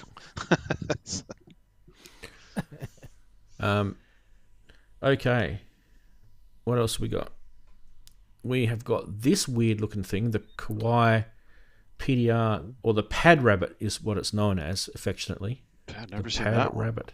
Wow. I don't think I've seen this either, but for $153 Australian, that might be a little bit of a steal for you there, Andy. Although it is in Tokyo. Pad Rabbit. Not Tokyo, Yeah. sorry. It's in Shizuoka in Japan. Where do we go? By the way, it's expensive to... Yeah, Kawaii's not known import for their Japan. controllers like that. That's kind It's of only interesting. $30 postage. $29. That's not Yeah, bad. but that's The not best one is still the everything, is Korg it? pad control. That's the best little controller out there. You'd have to look inside that battery compartment, because I guarantee you, if they're not showing it, there is there. At least they have the door, though. A lot of these things lose the door. Yeah, that's true. So what is this, a MIDI controller? Or has this actually got drum Looks sounds like on it? We're looking for You an can audio. tell by It's the the menu set Pad, there. pattern, tempo, program, effect, MIDI channel. What does it say in the description below? It not confirmed to be functional. In other words, 4 parts. Possibly. Yeah. Oh boy. They should say that 4 parts. Or up top. It does have, according to this, it does have some unique roll and flam play tricks that it does, but I've never. Well, that's ever what you seen get one with of the these. pad control. But it doesn't do them. So it's it's broken. It could be broken. Yeah. It doesn't It's do a, anything. it's a, that's a red rag, because if they don't have the power adapter, so they can't confirm whether it's working, and it has batteries, yet they still can't confirm that it's working. Is that because they opened the battery compartment and went, ugh, closing that back up again? That looks like it's powered on in that photo, though, unless it's a generic photo. But it doesn't. It looks like it's old. And then it does say down here that it does come with a universal power supply. Yeah. So But they can't confirm it's working. So though. it can't confirm it's working means they don't have anything to plug it into, doesn't it? I'm pretty So if convinced, it's looking MIDI, at this, that Korg ripped this off to make the pad control, because it has the same settings: rolls, flams. It doesn't have the XY pad on this one, but that was kind of an unusual feature, and pad control took that over. So they probably copied this. If you can't get this thing to work with MIDI, basically, you might as well throw it in the bin, because it'll have some sort of logic controller on it, right? And that would be a nightmare to try and replace that and reprogram it or whatever, when it's just so rare as it is anyway. So it'd be a very, very risky purchase, this one. But the chatties have said that we misread it. It actually says, is confirmed to be working. Product has been tested and confirmed to be functional, said somewhere apparently. Open your I eyes, can't mate. say that because my eyesight's bad. Well, good, and just I- because I it's your looked at the birthday scans. doesn't mean that you can be salty. Happy birthday, mate. Yeah, happy birthday. Yeah. We also had happy birthday yesterday on PSN, but it was actually today. I know. I thought he's had enough ego conflation, right? No one said happy birthday to me. My birthday was last week. Right. Facebook, but yeah. Yeah, Facebook will do. What about this one? SH101. Red SH101. And it's got the grip And We talked about this yesterday at the Keytar show because it just has that one function on the grip. yeah. Bend. This one's on bend. eBay, $1,800 US. By the way, $1,800 US is not a bad price if it's in good condition and it has the grip. And this particular one looks like it is. So, And reds were more rare, so that's... if you look below here, right, it shows SH101s below and the prices that you can get them for. So you can get an SH101 here with the grip for $1,099 US. That's not bad. That's a pretty good price. I'd actually pay that. Where are we? But if it's got... The red ones are usually a little bit more rarer than the grey ones. They're not like super, super rare. I think the blue ones tend to be more super, super rare. But yeah, if everything works and the battery compartment in it is okay, that all looks pretty... Geez, that looks neat, doesn't Looks it? Hey? clean. Yeah, it looks pretty clean. I mean, I've got the Very Behringer shape. one right next to me while I'm looking at this. My Behringer one is literally right next to my mouse. That is in really good condition. All the graphics and everything aren't scratched. Someone's really looked after this. Do they open up the stains. battery controller on this? Some of the stickers are still there. Well, it's got the manual. US power supply. But by the way, I think they're just 9 volts, aren't they, these things? If I remember rightly. Daren, are they 9 volts?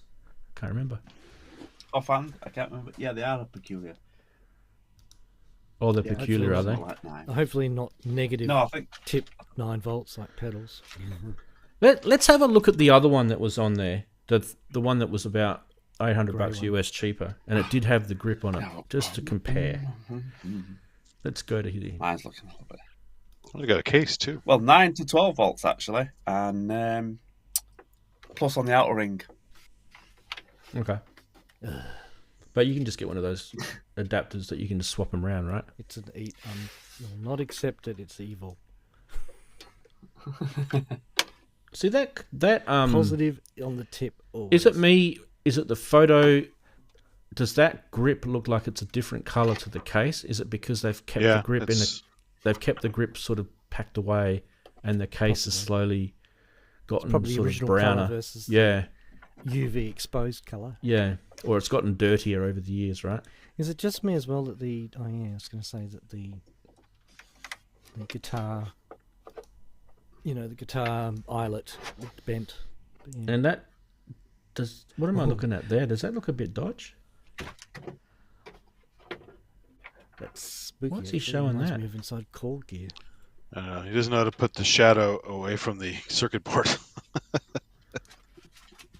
What the hell? What the hell's that? Whoa. basically- What's he doing? Whoa, that looks like it does look like leaked battery damage, doesn't it? Is that an alligator clip? What's he doing? It's one of those little one of those little clippy clips. It's gone to the stationery drawer. Yeah. I got one right here. Oh my god! This one's a bit bigger than his. All his papers are all over the floor now because he's taken it off his his clipboard.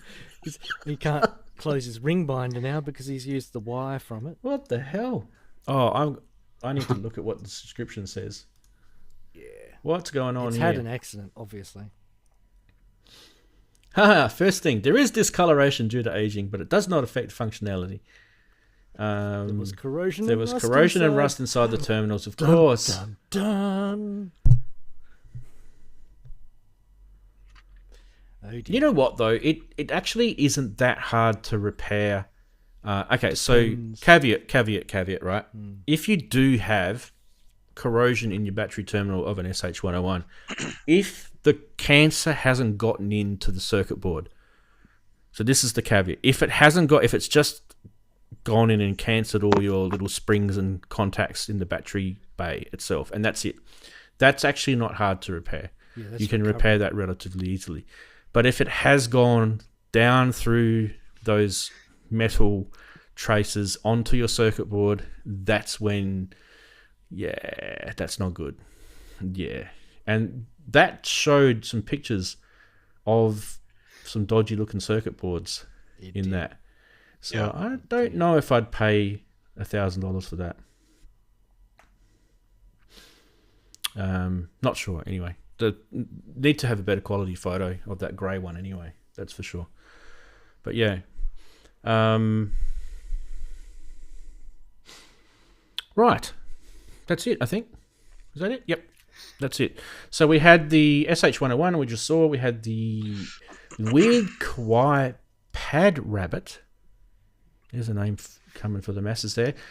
Sequential Prophet 10 with the 2-tier keyboard. Oh, and the ARP Quadra. Like Ranzee salivating at all this used gear. Which one would you get?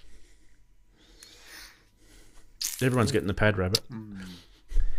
Pad Rabbit's cool. That 101's pretty sweet though. It's very red, very nice looking. So very sexy. No question. 101 for me. 101. Yep, Rabbit or 101. I'll bring my own alligator clip though. Yeah. Bring your alligator clip. I have a feeling that Pad Rabbit doesn't have velocity on it. It's just some stupid triggers. Oh, it's probably really, really, really crap. It's just on off, basically. Naff is the word you're looking for, I think, Rance. Yeah, maybe. Crap or naff or whatever. All right, now it's time for some fun. Now that we've looked at some used gear, we've looked at some new gear. Play us your new synth. Who wants to have named that synth? Oh. You see?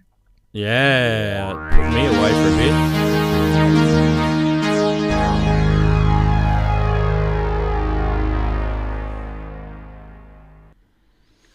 Yep, it's been a while. In fact, it's actually been a long time since I've done one, but not a long time since we've had one on the show, thanks to Chris a couple of weeks ago.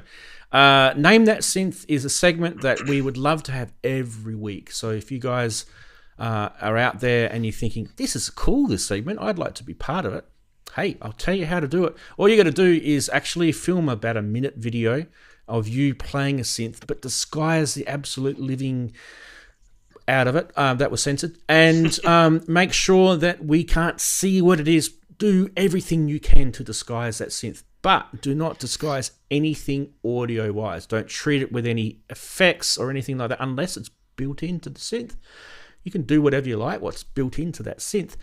In fact, if you've got something that has all these cool things on it, you could be tricking us to who knows where we're going with our ears. But that's the great thing about this segment. So Name That Synth, we are going to sit back and watch a video right now. And the video has been submitted by one of our members out there who watched the show. So big thank you to this particular member. I'll reveal that at the end.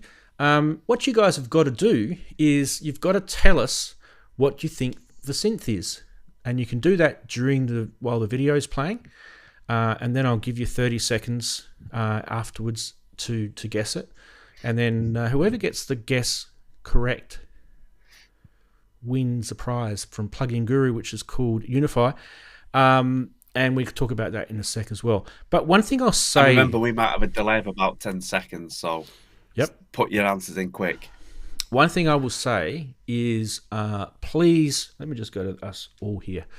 Please make sure that you only put one guess in, because if you put multiple guesses in, every subsequent entry that you put in won't be counted. I mean, we'll give you a pat in the back if you get it right, but if that's not your first guess, then unfortunately you're gone skis.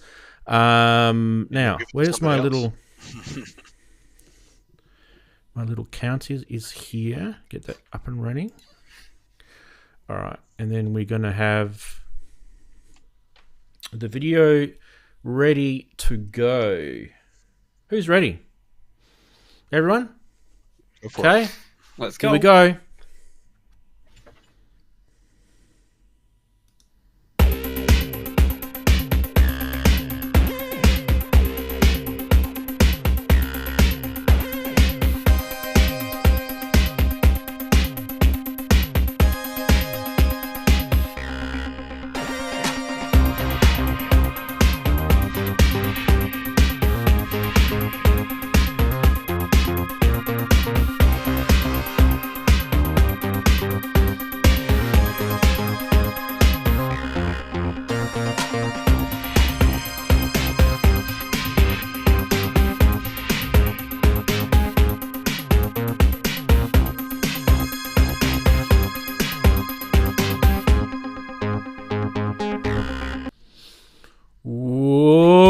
30 seconds to guess.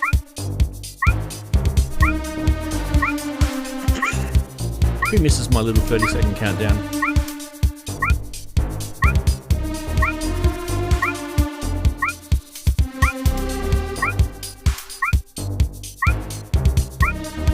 That little tweep sounds from Star Trek, by the way.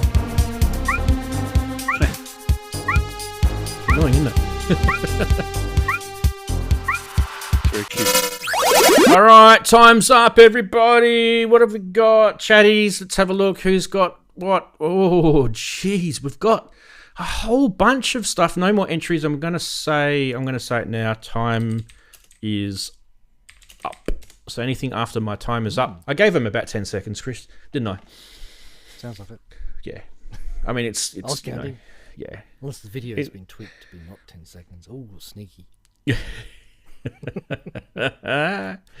Let's have a look. We'll scroll back a little bit into chat. We've had someone said it was the Timberwolf. Emulator 2. It definitely wasn't the Timberwolf. Bert said he recognizes those black and white keys. Yeah. We've had a couple of... I'll have to say, we've had a couple of guesses in here that are extremely close. But when you find out what it is, you'll be thinking to yourself, oh, come on, slap. That even, right? Or this even. Telling me, right? Right, so let's reveal the video. DJX or something like that. Let's reveal it, because I can tell you that nobody has got it. And I can also tell you that the person that submitted the video is Tristan. So big thank you to Tristan. Thanks, Here we go.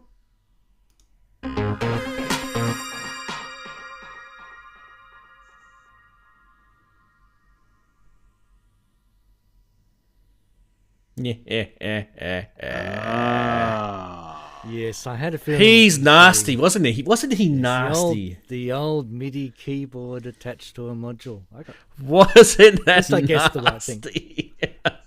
What a troll. Yes, Yes, no, exactly. I thought it's fair game, actually. But- it's nasty, but it is fair game. Who said DX7? Who said DX7? DX7, who was that? Who was that? Where is it? Where is it? Where is it? Half God, Half Beast got pretty close. DX7 was close. SY77, it's a bit of a stretch. The drums probably sounded like... Probably the drums. It was recorded too. It had a thin sound to it. So Yeah. Well, he probably just recorded it in his home studio. Drums sound. Yeah. Yes. I know, but that can throw you off too. So Yeah.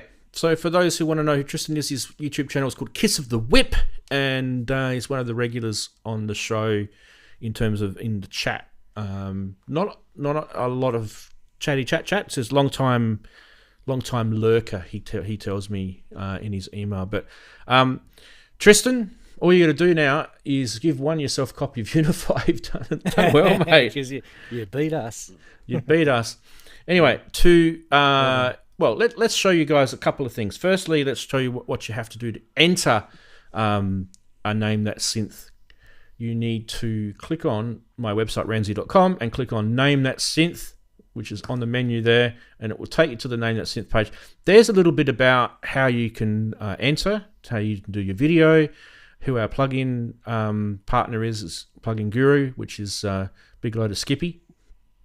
And the prize is Unify software, which is for your DAW. There's other stuff too, as some sample, some, what do you call it?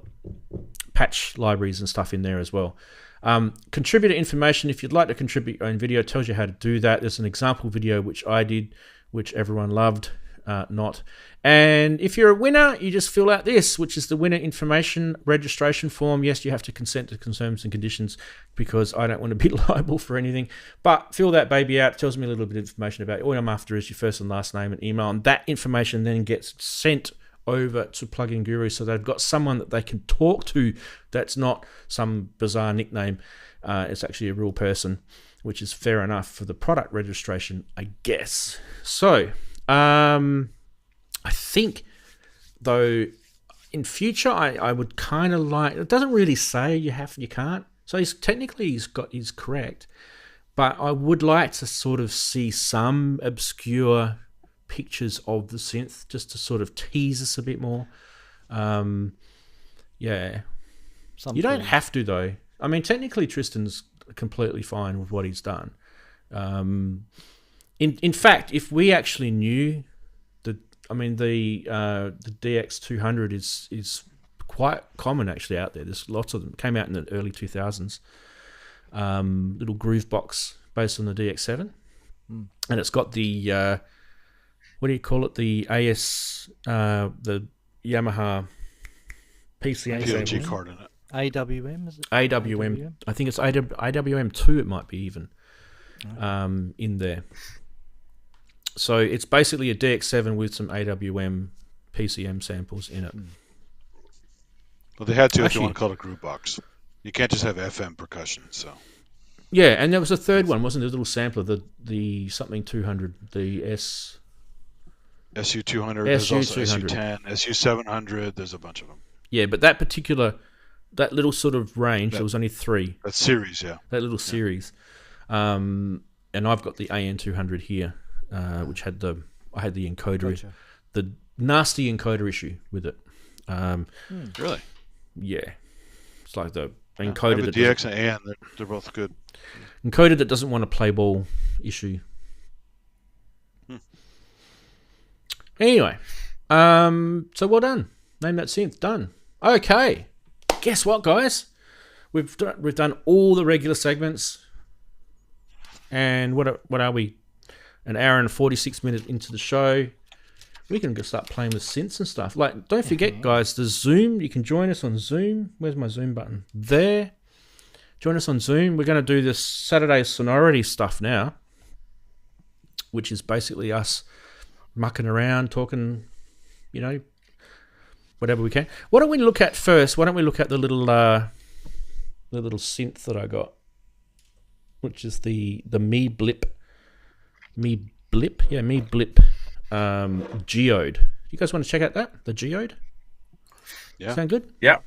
Yep. Okay. So I was talking about this before. So what's unique about the Geode is let's just zoom in on it a bit for you guys so you can see it better.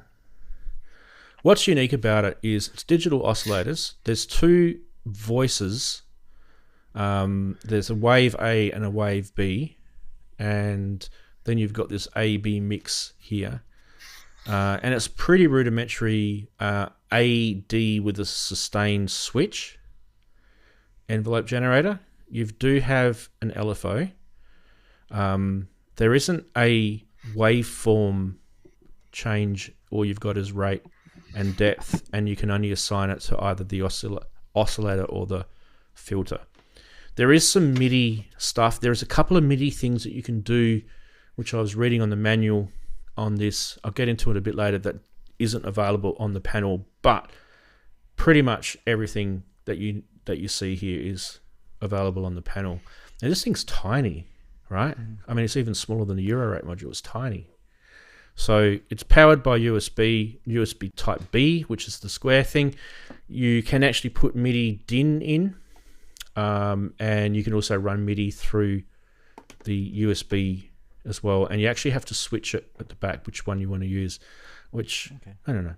There's a couple of little things that annoy me about it, but let me talk about the actual synth itself. So the filter is a T-type filter, and I don't really know much about these filters, and that's one of the reasons why I got it, because a T-type filter, from what I understand, I'm not sure if I've got my research wrong, or maybe it's a different thing that they've got in this, but I did some Googling on T-type filters, and what I could come up with was a twin, T being short for twin filter, which basically acts like a bandpass filter. Well, sorry, not basically acts like a bandpass. It is a bandpass filter, but it acts like a low-pass filter. And any more sort of technical information about how the hell that is, I don't really know, other than to tell you that these guys, Meeblip, they got the design from a guitar pedal. So it's a distortion guitar pedal filter design that they've got. And when I play some of these notes and I start mucking around with the filter, you'll see how crazily resonant this filter is. So basically, this is an analog filter with a digital oscillator and a little bit of digital sort of, modulation, stuff like that in it. Anyway, let's... we've got... Oh, by the way, waveforms. If we just go to mix and we just go to A, we can run through all the different waveforms. There's a pulse width modulation in here, but there's no way to control the pulse. Right. Modulation. So the modulation of it. So let's just hit a C. You can hear that. Now I can't control that with the LFO at all. Right? Which to me that was kind of the first thing that Can you in MIDI? Let me just... There was that thing that I said to you in MIDI that you can do that isn't on the panel. There's only just a couple of things. Hardware, Meeblip, Geode. By the way, if anyone has a Geode and they want a copy of the manual, I've actually made a PDF version of it. You can't at the moment get a manual because it's just on their website. Is it? Yeah, so I've made a PDF version of it. Where is the MIDI thing? Here we go. So in the MIDI, you can adjust the pulse width with CC59. Sounds good. Aha. Sounds good to me. Yep. Yeah, especially if you've got a little fader attached to a... Or even if we go across to the Mac and we've got this here and I've got LFO a tool, little CC MIDI CV Tools LFO tool, I think it's called. Yeah, I don't know if I've got CVU tools. You don't have Macs? I do have Macs. Okay, we should have CV Tools somewhere. Let's just try this anyway. This one I think you can actually set up the CC value, which is 59, wasn't it? 59? Hopefully it's not zero based 50 something based.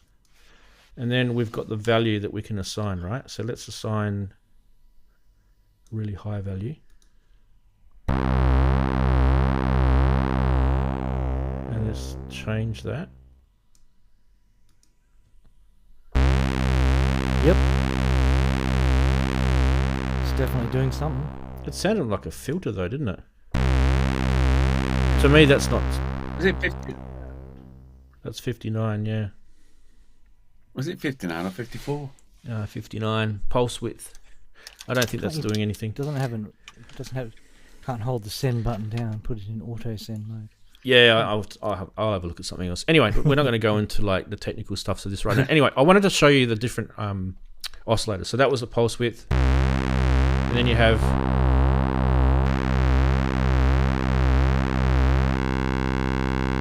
just a square wave,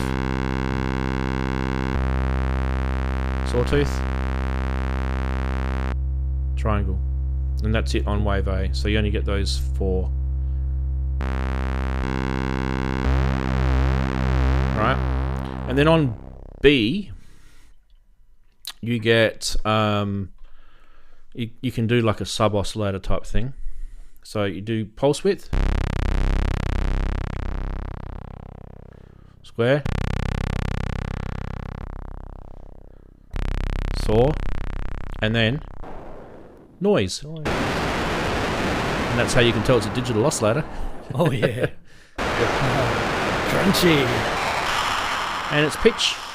I love noises that are pitch sensitive. Nice.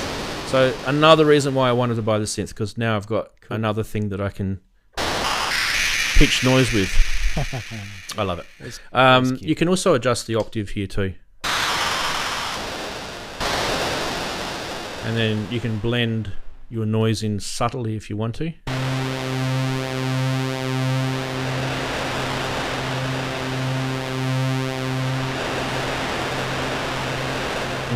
introduce some LFO.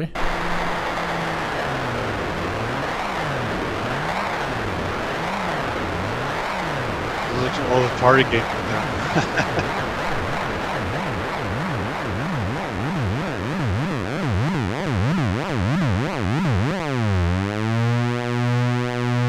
Or you can adjust it on the VCF.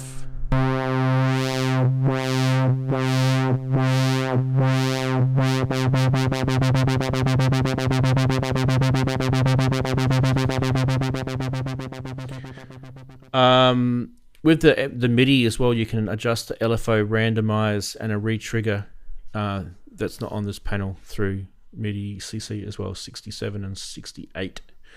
Now, you guys are probably dying to hear the filter because that's really what this thing's about.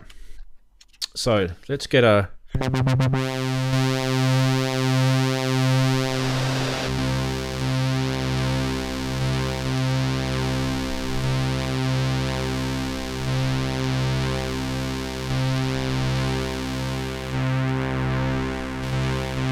Alright, here we go.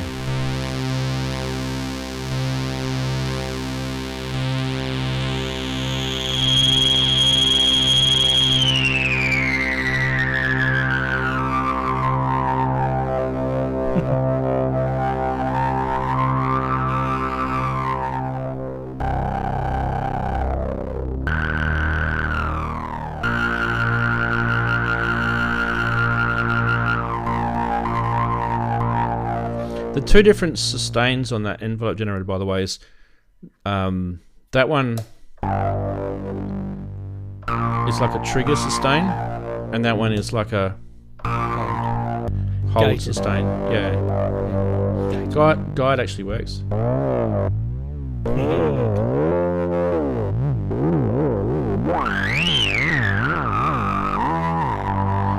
And then with the D-tune, let's get these oscillators.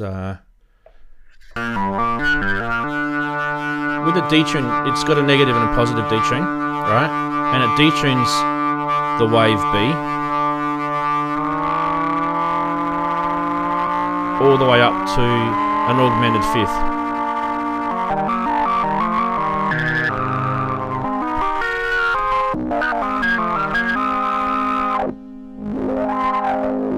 I mean, listen to how grungy that filter is.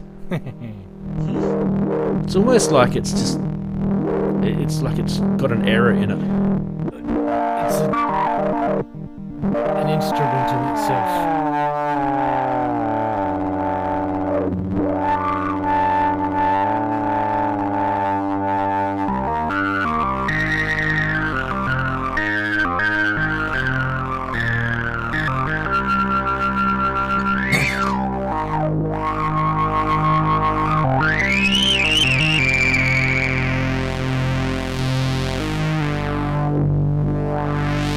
How is that a bandpass filter? Like that's just got really got me scratching my head. But apparently it is.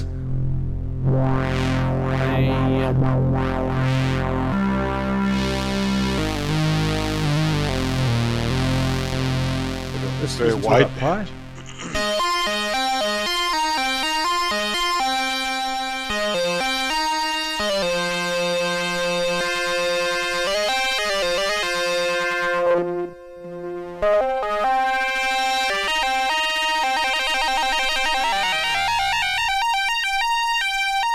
Bit of slight detune.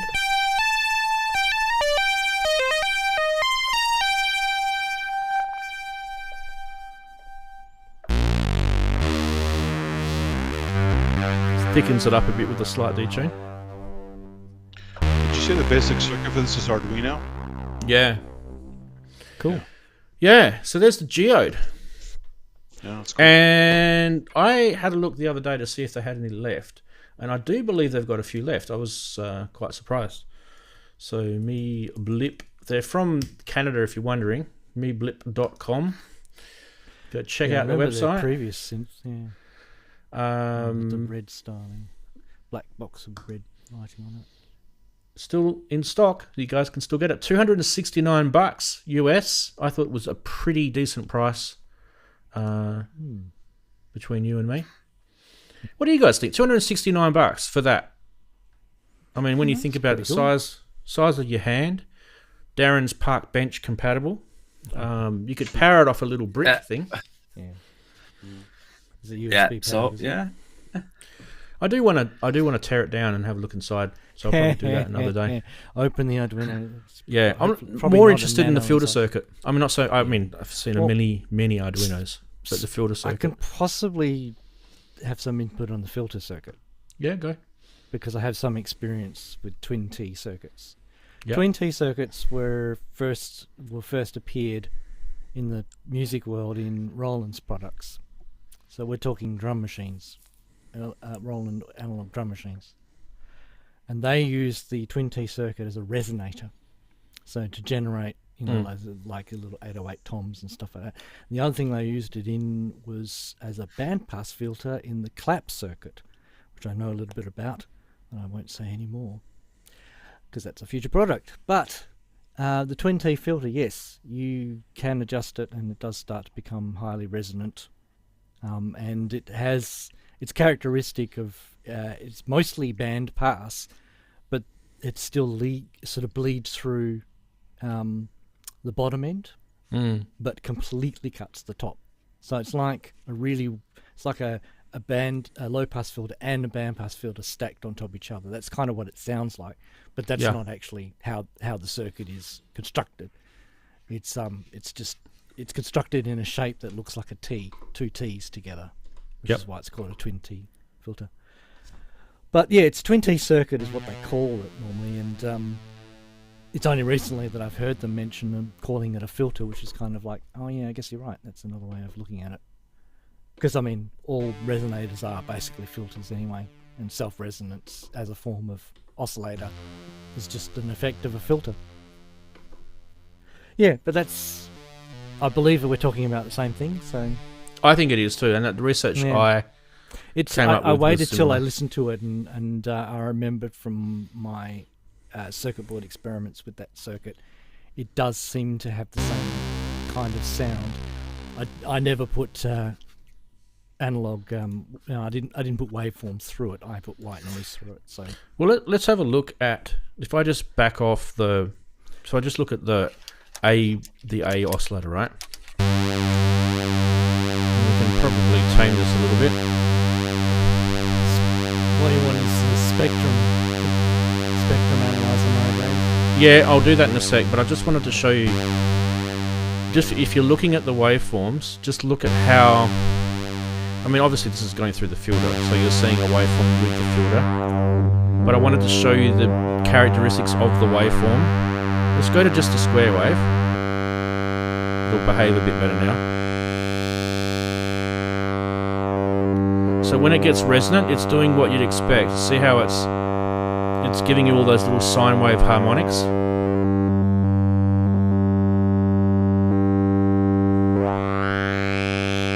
And you can see it's like all the fuzzy sine wave harmonics, which is what you'd expect a resonant to do to a waveform. Even there, look at that. Just a whole bunch of sine wave affected waveforms. Does look really familiar to me. Yep. So I just thought I'd show you that because one of the first things I looked at when I saw this was that. But the other thing I guess I could do is put it through the spectrum analyzer. We can do that. We can do anything on this show. No naked dancing ladies though. Let's get the filter right up. This is like maximum resonance, right? You can see there. That's not stepping, by the way, that's harmonics. Because it is an analog filter.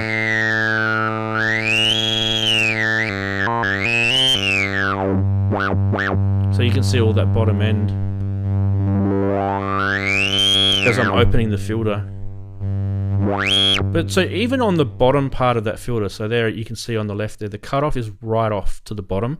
There, that's how I could tell it was bandpass, because I'm still getting signal through. On a normal low pass, you would get nothing. Completely kill it. Yeah. It would completely kill it. So that's how you know. But that's like max resonance, minimum cutoff, right? So that's literally that filter really misbehaving. Or behaving, depending on if that was their intention. That's no resonance. So that's just behaving now like a bandpass filter. Yeah.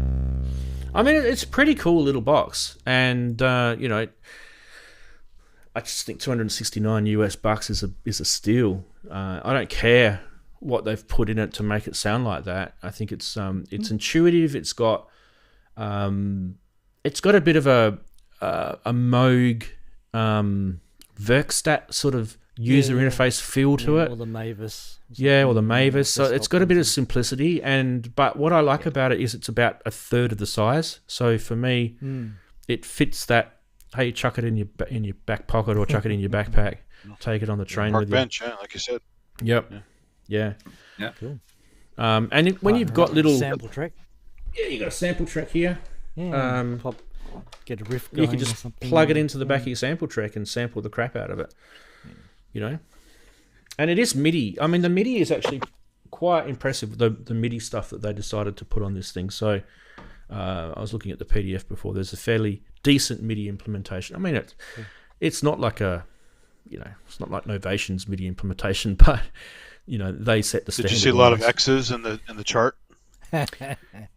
Kent is jumping into chat, so let's put him in. Sorry, Kent, if I took you a little while to bring you in there, buds. Onto the screen. We'll go... As he comes to talk about the Meeblip.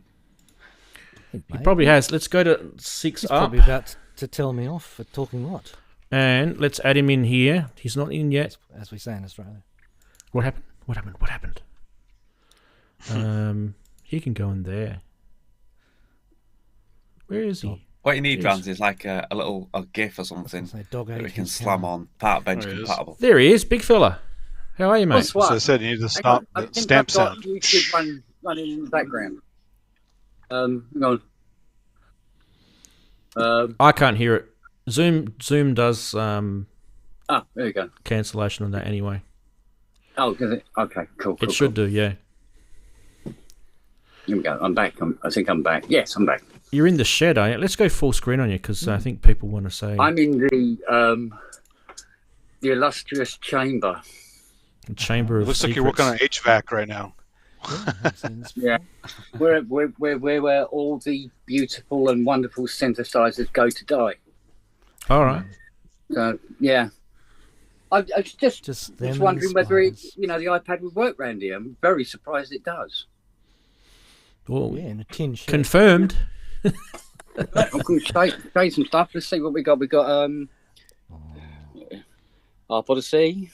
A very sick one. Lots of acoustic foam. Memory Handles Moog. that My no longer favourite stick. synth. Yeah. What else we got? Oh, look, a rather ill. What is this? 800 DV. There's about 4 Junos in. Oh, look, it just goes on forever. It's just shite as far as I can see, essentially. So I think we got behind me here. Where is it? A Publison, Infernal Machine. The keyboard for it is around here somewhere as well. It's ridiculous in here. I love those modules in That's the a old really days cool where they version had of the Sanford and handles. Son. So, Nice lamp. what the hell is Kerry this? lamp. Oh shit! Oh, that's probably still working. Waldorf. What's the Waldorf? Waldorf. Wave. The Waldorf Wave rack. Oh, yeah. There. With the orange Oh, knob. nice. Down there. Microwave one. Who remembers the Alpha Centauri system? Yeah, I do. Yeah. Yeah, there's the yeah. Alpha Centauri keyboard down there. Oh, wow. Another Juno, Tangerine upside down Jimmy used that. Korg. Yeah. The EMM Spectrum. I'm pointing it at the right place. What else we got? Oh, God's sake, look at this. CS30. That's very sick. Very sick. What else we got? Oh, Synsex CS50. 4600. What else? CS70. Used to be a CS80 keyboard. PPG modular. Yeah, I was going to say, what's that very- EMS thing there? EMS. Did I see an EMS thing there? The What colorful knobs, right? That's EMS. No, that was This? the SX1000. No, it that's EMS? not. No, that's not EMS. No. No. That's the Maplin 4600S. Yeah, the Maplin one. Oh, Yeah. Maplin. Yeah. I don't know about So- Maplin stuff. Was that the magazine one? Inside it is. Oh yeah. Yeah. Yeah. Technically, is an EMS. Really. Yeah, because the knob color gives it away, right? Yeah, exactly. Yeah. I think there's a 5600 in here as well, but I might be standing on it or something. I don't know. So, boards, Jupiter 8. Oh, God. Probably 5-voice board. You name it. It's mental in here. Absolutely nuts. Oh, and there you go. I don't know if you can see this. What angle? There you go. I don't know what that is. No, you shouldn't do. That's the. I'll show you the back of it. See. Banana plug patch panel. That is the anaglyph. What's an anaglyph? That was His the prototype. prototype. Yeah, Okay. it's going to be 85 grand, and even millionaires were going, no, mate. So the project got abandoned. So I thought you I just didn't know you had a see board what, built for it. That's cool. Yeah. just see what synth hell looks like. Kent, if we had And then- that, Yeah. Where in all the Australia- calculators go? you wouldn't dare go in there. No, I would. Yeah, no, Actually, 'cause to of be honest with spiders. you, there is a Boris up the back here Yeah. who he's nice. He says hello. He does it in a really deep voice, and I just don't go near him. Yeah. He just goes, "All right, mate." So I can't go, hi, Mr. Spider. Yeah. I'm not going anywhere near you, mate. Don't worry." Exactly. Yeah. Don't bring that can of raid near me. Yeah. If anybody wants spare keys, we tend to have a couple. If anybody Wow. needs a key, or Alex Ball's taking care No. of his broken keys. yeah, look at that lovely look. Oh, Oh, Teeth. wow. Just Well, send let's it have to a me. I'll have it like that. Just Yeah. send it to me. we're all gone. Just a shell. Still. I can put a computer in it and no one will know. Yeah. No, that's right. Put the cherry audio on it, and then it's like, yay! Just play out speakers out the back. Yeah. So no, I just thought you might want to see what synth hell looks like. There Absolutely. you go. That's the graveyard. That is what synth hell graveyards look It's. like. Yeah. I have to admit, it is smaller than I expected it would be. The garage. Yeah, well, this isn't the only place. There is another one as well. Yes, where the Carvera is presumably. Kent, we have to use the still of that for a meme now. Yes. I'm really into Eurorack, aren't I? Yeah. Look at that. It's Irish Eurorack. All right, Irish. I'll let you get back to your show. Sorry to disturb and all that. Irish Eurorack. That's Irish cool. Euro Nice to crack. see that. I thought you might like to see what chaos actually really looks like. Oh, you got lovely blue skies there today. Yeah, it's lovely today. Look at this. Sunlight. Espiona complaining. What's the matter, dear? Oh, iPad's starting to You went jerk. too far. Yeah, you too far ventured from the past the source. Wi-Fi. 4 sliders in that. All right, then. I will see you all later. Take care, everyone. Look after yourselves. See you, Fiona, as well. Thanks, Kent. See you. Uh, Thanks, man. Yep. Say bye. Hey. Yay! See you later. See ya. See ya. We just have him paused like that for the rest of the show, shall we? Yeah. And with the sky in the background, it's actually quite. He's disappeared out of Zoom now, so he doesn't even know what we're saying. Except he's watching us. He's watching us still. What is it? What are they saying about me? Nah, it's all good. yeah, you would not want to trip in there. You get all cut up. No. Oh, hell all yeah. those- Lots of all sharp those edges. Sharp panels, Yeah. sharp panel edges. Lots of tetanus injection waiting to happen. Yes. Danielle's asking which town and country it is. Is she talking about where Kent is? The UK. He's in London. Or one of the, many. He's in Epsom, I think. Is it Epsom? Epping. I think it's Epping. I'm trying to think where it is. Yeah. I thought you said Epsom, but Epsom. Okay. a long time ago. Yeah. Yep. Anyway. Oh, Epsom with an M, like Epsom salts. Okay. Yes. I better do a score check because I was actually watching the Premier League with my son earlier today, and where are we? Matches. There was a game this morning at 12:30 p.m. London time at South London, and we won. Yay!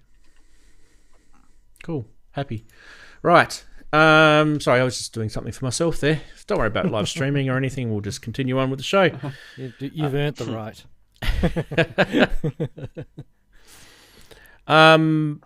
It's your new manager.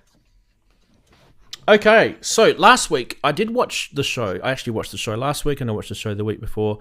I mentioned to you guys at the start of the stream that I thought it was a sterling job. It was magnificent. I was very impressed with the way it was run. It was very professional, a lot better than what I can do. I'm very unprofessional. But I thought everyone was being very careful not to mention a certain person's name last week because they were talking about the video that's made everyone unsubscribe and all this sort of stuff. Well, I don't care. Mention it. His name's Espen Kraft. That's his name, if you're wondering. And I think we've all watched it and had, whatever. I don't know the guy from a bar of soap, so I really don't care what we say about the guy. Personally, I think stuff like that is just completely... You guys probably want to know my opinion. I'm sure you do anyway. Personally, I think stuff like that is complete clickbait. I think it's complete dribble. And he's purely doing it just to get people to subscribe or watch his videos. He's achieved it. You guys have... We're all talking about it. I'm talking about it right now. But I think what we should do is ignore stuff like that. Just ignore it because it's like bright shiny light. Look over here. Look at me. I need attention. I'm one of those people with certain tendencies in personality traits. Let's take a page from Monty Python when they were talking about the Belgians and the Flems or Flemish. He says, "Let's not call them anything. Let's just ignore them." Yeah, exactly. I just think they might go away. Well, I think what's her name? So Alex, what's her name? Oh, I'm forgetting her name now. She's sometimes she's on the Sonic State show. Paul, yeah. So she was. We actually had a little comment chat on one of her videos, and I said, I tell everyone, you guys know this. I tell everyone that we should all just record. We should just get ourselves. How bad we are, how good we are, who cares? We should just get our music down and, play with our synths, press record. And that's all we should really care about. But starting to get into political conversations about whether something's a scam or whether it's just complete dribble. Really is. Because, there's an old saying, if you're going to, you've got to have a good memory to maintain a lie. All right, have you guys heard that one before? So if you're going to crap on about something, you're going to have to remember what you said for a hell of a long time. Exactly, yeah. That's all I can say. Yes. And, I don't mind giving someone a slap when they need one. I mean, I've had plenty of people give me slaps, so, I'm not impartial to a bit of a tickle and a slap.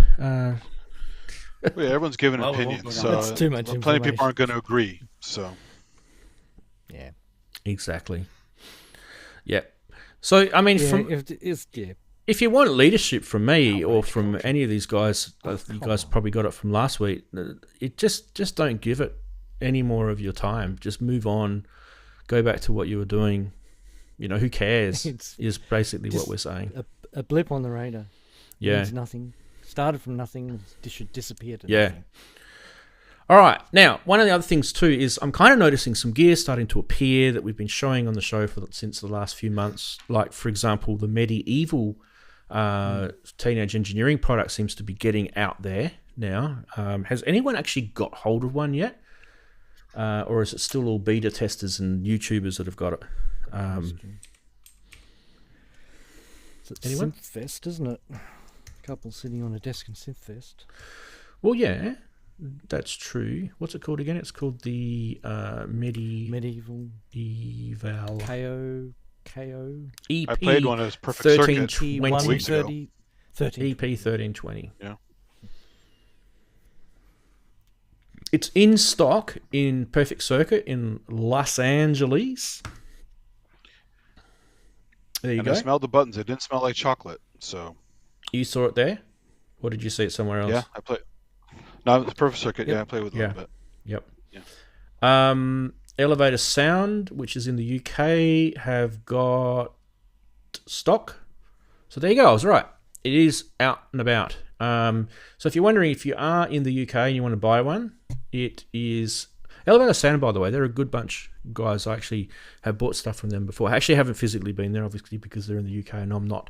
But £299, including VAT, if you want to buy it from them, or $249 excluding VAT. What's VAT now? Is it 20%, Daren? Yeah, 20%. Yeah. I don't know. Yeah. Well, we've got a new budget coming up shortly, so who knows? It could go up for all we know. Yeah, We're not yeah. supposed to be putting it up like. Hopefully not. Yeah. Well, they shouldn't be. Didn't that guy say that he wasn't going to, and over my dead body, blah, blah, Yes, blah. but Yeah, of course. They say they're not going to do things, but then all of a sudden they find a big hole that they need to fill, and what they said was probably not what was going to happen, because this has now come up. Even though Andy, stuff they already knew beforehand. Andy, there's a demo model available for $274 in your dollars, or $299 for a brand new. I'd just spend the extra coin and get the brand new, eh? It's not that much difference. Yeah, exactly. Yeah. I found a lot of used stuff lately is not that different from the new price. So I was like, what's the point? Yeah. Remember the open box from Store DJ a couple of months ago, where it was more. The open box one was more expensive than the new one. Yeah, that's weird. It depends on who's opened the box, though. It's opened by Kevin Parker from Tame Impala over here. I can't see any Australian shopping places to get it yet, but like if I was to buy it from Perfect Circuit, it'd probably cost me $50 US to ship it, but $299 US dollars is only 439 Australian. I have a feeling I did see one of the retailers in Australia, I think it might have been Found Sound, had it on their website briefly, but it seems to have disappeared again. I think it was about 549 or something on their website. They tend to do that though. Yeah, they tend to put it up quickly and then realise the supply chain isn't going to deliver it. Yeah, and they get people annoyed, and then they take it off. Yeah, but yes, I always look for that. I always check it because I know that might happen, and they might finally sneakily get to see the price months before anyone else does. Over here. But I mean, geez, the Australian dollar has been sitting around 67, 68, pretty much all year, and sort of somewhere between 64 to 68 cents all year, which is pretty much the same price, pretty stable. So you could pretty much safely say that that's going to be what it's going to cost any Australian anyway. That's for sure. Yeah. So that was the first thing I thought. Okay, so people should start seeing these things in their hands soon. And I know that was kind of one that a lot of people sort of in the chat, and I think Ian was another guy that said that he wanted to get it. Ian was quite keen. So, yeah. What was the other thing that I've seen popping out? The Behringer RS9, that little eurorack TR909 sequencer, I believe is starting to hit people's hands. Good. I haven't got one myself. I don't know if I will. No, me neither. But I kind of feel like I've got enough sequencers. Yeah, I'm the same. I was sort of, looking at my Beat Step Pro, going, I just, I put that there for the intention of triggering modular percussion, And now I'm also looking at this RS9 going, oh, I want that as well. It's like, They're kind of different, though. I mean, like there's more tracks on the... Well, isn't really. It's just a different form factor. I feel like it cheap and... I feel like it'll be around for a little while, so I don't feel like there's any rush in to get it. No, I know what you mean. There's no rush on that kind of stuff. Yeah. And it often comes up at a better price. Which is better. Possibly, yeah. But I mean, when I said before, I don't know if I need another sequencer. It doesn't mean forever. I just mean that at the moment. Just at the moment, yeah. If I was going to get another sequencer, I'd probably need to get some more oscillators and some more other types of sound generators first yes, exactly. to use them with. And I was looking the other day. I was looking at all this stuff I've got here. I mean, there's Variegate 8 Plus here, which is hardly being utilised properly. Sorted for step sequences. Yeah. And then on top of that, you've got all the, MIDI to CV manipulation that I can do through Expert Sleepers as well. Well, you have the 8 Plus and the voltage thingy as well, too. The expander. Yeah, I've got the voltage block, yeah. Yep. Yeah, so that's crazy. Voltage blocks is amazing. Like for modulation, sequencing, it's like, in a way, it's a bit like Electron, in a sense. Yeah, kind of parameter locking. It does have that sort of feel to it, where you kind of tune modulation and you can then step that. So it's pretty cool, actually. Yeah. What else? I never got them because they're so big. They just take up a lot of space. Yeah, it takes up like probably half of a row of a 104 here. Yeah. You can get the P6, the Roland P6. The P6, that's what the other one I was looking at, and I actually probably will get that. I feel. Yeah, I thought. There's certain products that just tick boxes, and I don't need another sampler, but I kind of feel like might be the one. Well, I kind of feel like it's inspiration. intuitive enough and it's compact enough for me to say, yeah, okay, yeah. And what is it? It's about $400 Australian. $399. Yeah. $399 Aussie. Yeah, Roland P6. Let's see. $399. Yep. $399, and there's a few available in Australia. Yeah. A few floating around. Yeah.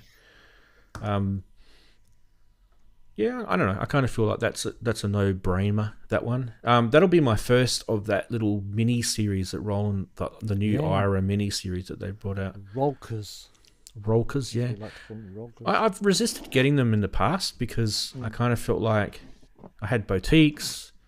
You didn't have any boutiques, did you, Chris? I do. You do? Yeah, I have a few boutiques. Yeah, I probably neglected them. Oh, the JU06 I will never part with, though. Yeah? I know it's not the JU06A, which is a thorn in my side, but the JU6 is still really, really nice. The A is better, but the 6 is fine. I have both of them. Yeah, the 6 is I got rid of my 6. Yeah. JU06. I got rid of it. Because I was disappointed with the voice count on it. I thought it was completely ridiculous. It does have that, yeah. Does have that sound. Well, I like it because I don't usually play more than that many voices anyway. So. If I didn't have it, the S1 would completely scratch that itch anyway. It kind of does. This here is the really SH01A, which is the SH101 clone one, right? And it literally is a 4-voice single oscillator synth, and you can sound like a Juno. Yeah, that's the thing. So that's what I was saying. Yeah, the poly on that is really nice. Yeah. And I just put it through my feedback modules 106 chorus. Then I've got a Juno. Yeah. It's pretty close. That's kind of why I'm not using the JU06 at the moment, but I still want to have with it. Darren, do you have the J6? I have the chord jammer. That is chord jammer. Yeah, the little baby. Yeah, the J6. Yeah, you have the J6. Yeah. What do you? How do you think that sounds compared to your actual real Juno? To be honest, I've not. Well, in fact, that's up there. To be honest, I've not actually put them side by side and compared them. So offhand, I couldn't tell you. It's that one, you mean? Yeah. Yep. Yeah. Yep. J6. It sounds good. Like I say, I've not actually compared them side by side. I mean, it's not the same as the Juno 6, but it's close. I wouldn't. Would I tell? Probably not. Not with my hearing these days, but it's not the same. I mean, Andy's got a Juno 6. Yeah. It's not the same. You know, as I play some of the stuff that I've used the Juno 6 for, and I've messed about with this, it's not the same. I can't put my finger on why it's not the same because they're so alike. Yep. Yes, it is that weird thing. The Isn't JU06A is really close. The though. uncanny valley. It's nice. That's the Sorry, It's- Andy. That's the uncanny valley effect, isn't it? When something's so close to something else, Yeah. you actually really notice the difference. Yeah. You like I say, you can notice the difference, but you don't know what the difference is. But Yeah, there you is don't know some what it is, difference but there. it's just something's not right. Yeah. And it's like if someone else comes in blindfolded, it's different then again because you actually see, you know, if I'm using the Juno, you know Yeah. it's the Juno, and that might have a bit of mental, you know, it sounds different. Probably Even not the Tell what Uno on it's, the you know. iPad sounds really good. Have you tried that one? Yeah, exactly. Yes, that's Yeah, it's really good. That's great as well. So I think a lot of these these are my synths, earlier you know the recreations or the these type of synths, and they're so close now to the originals. In music, you're never going to really notice. It's just if you sit absolutely by side. In the mix, yeah. So yeah, absolutely. So it's only when you're sitting side by side and literally go for it with a fine tooth comb that you notice a difference. So yeah, I like playing with it. Yeah, I like so- the little chord, the chord function on feature it as well, which is Yeah, quite cool. yeah, it's cool. Yeah. And I of course, think your that's the Juno main 6 will reason I sound got different that. than mine because of age, right? And other stuff. Exactly. Yeah, vintage circuits. Exactly. Mine was Yeah. really used for decades in storage Yeah. by some guy, and that's why it's pristine. But it's still old and just sitting around, you know. Yeah. So a couple of other things. Mine was used not as much. It was never gigged. So I wouldn't say mine's in pristine condition, although there's not a mark on it. But it's never been gigged, even though it had a flight case with it. A couple of other things I've noticed that have popped in. It's probably popped in a lot further in past, but I just kind of came across them recently into the stores in my city, which means that means if we're seeing them here, it's really, really unlikely that no one else is not getting them. So the Behringer UBXA with the keyboard, not the desktop, that thing that Daren's holding up, the Pro V6, has been around for ages now. But just with that, go back to the. I like it. You still like it? Yeah. It was. I do actually like it.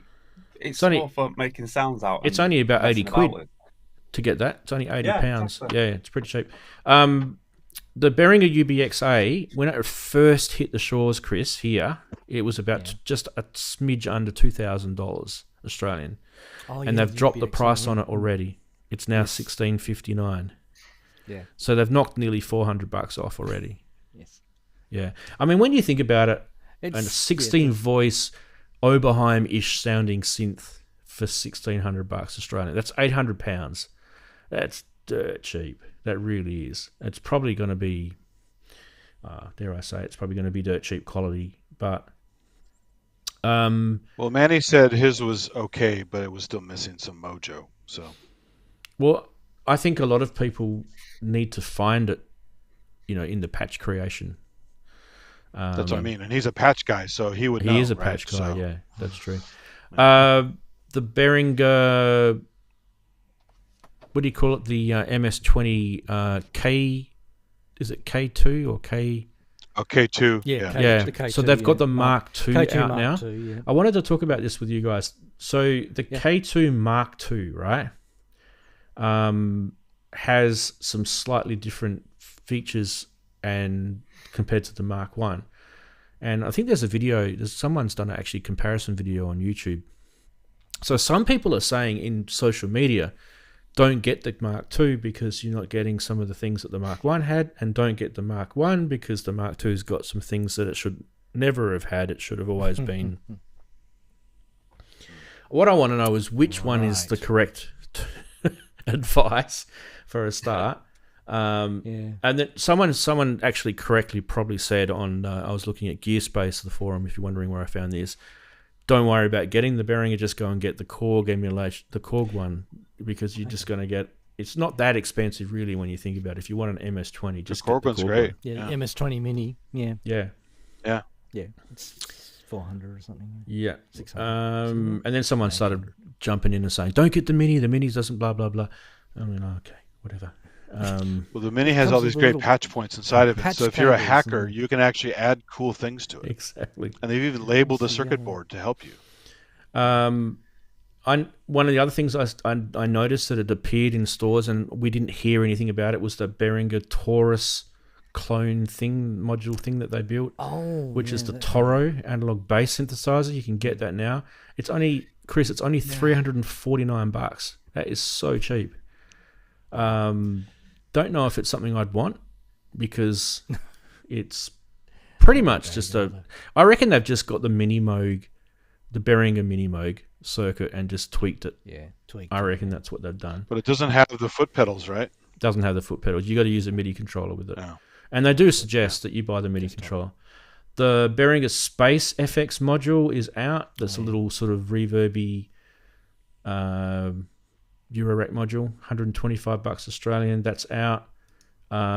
These are the things that I've been noticing. The cat. Yeah. The Cat was out before, I think.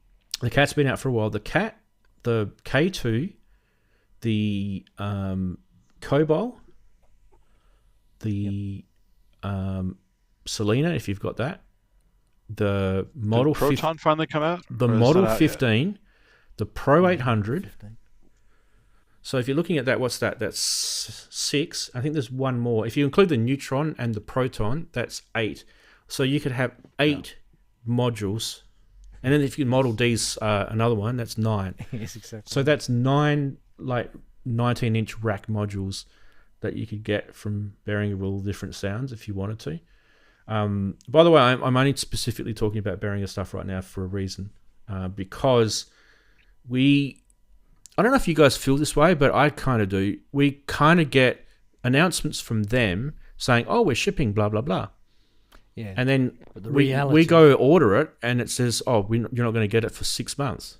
So if you're shipping it, what are you shipping it on? Like a friggin' did you make a boat out of paddle pop sticks and you have those container chuck it ships in the water and just push COVID. It does seem to come through in waves.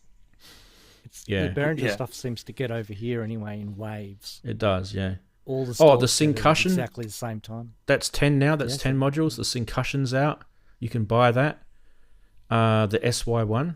The reason the why Wasp, it gets over that's to you 11 in waves is because they stick it in little bottles and then throw it in. Yep. And the last one that I wanted to mention that you can get now is the MS5, which is the Roland SH5 clone. And I actually think they've done a pretty good job of that. So has anyone actually, because I've got an SH5 module here, which is the 505 from the System Empire. It's actually made by Meleco, but it's actually Roland circuit in there. So it's pretty much supposed to be pretty close to the SH5 original. The MS5 is supposed to be really good from what people have been saying. It's actually supposed to be, they've done a pretty good job of that one. And it doesn't surprise me because you have a full voice? What do you mean full voice? It's a synth with a keyboard. And that's what I mean.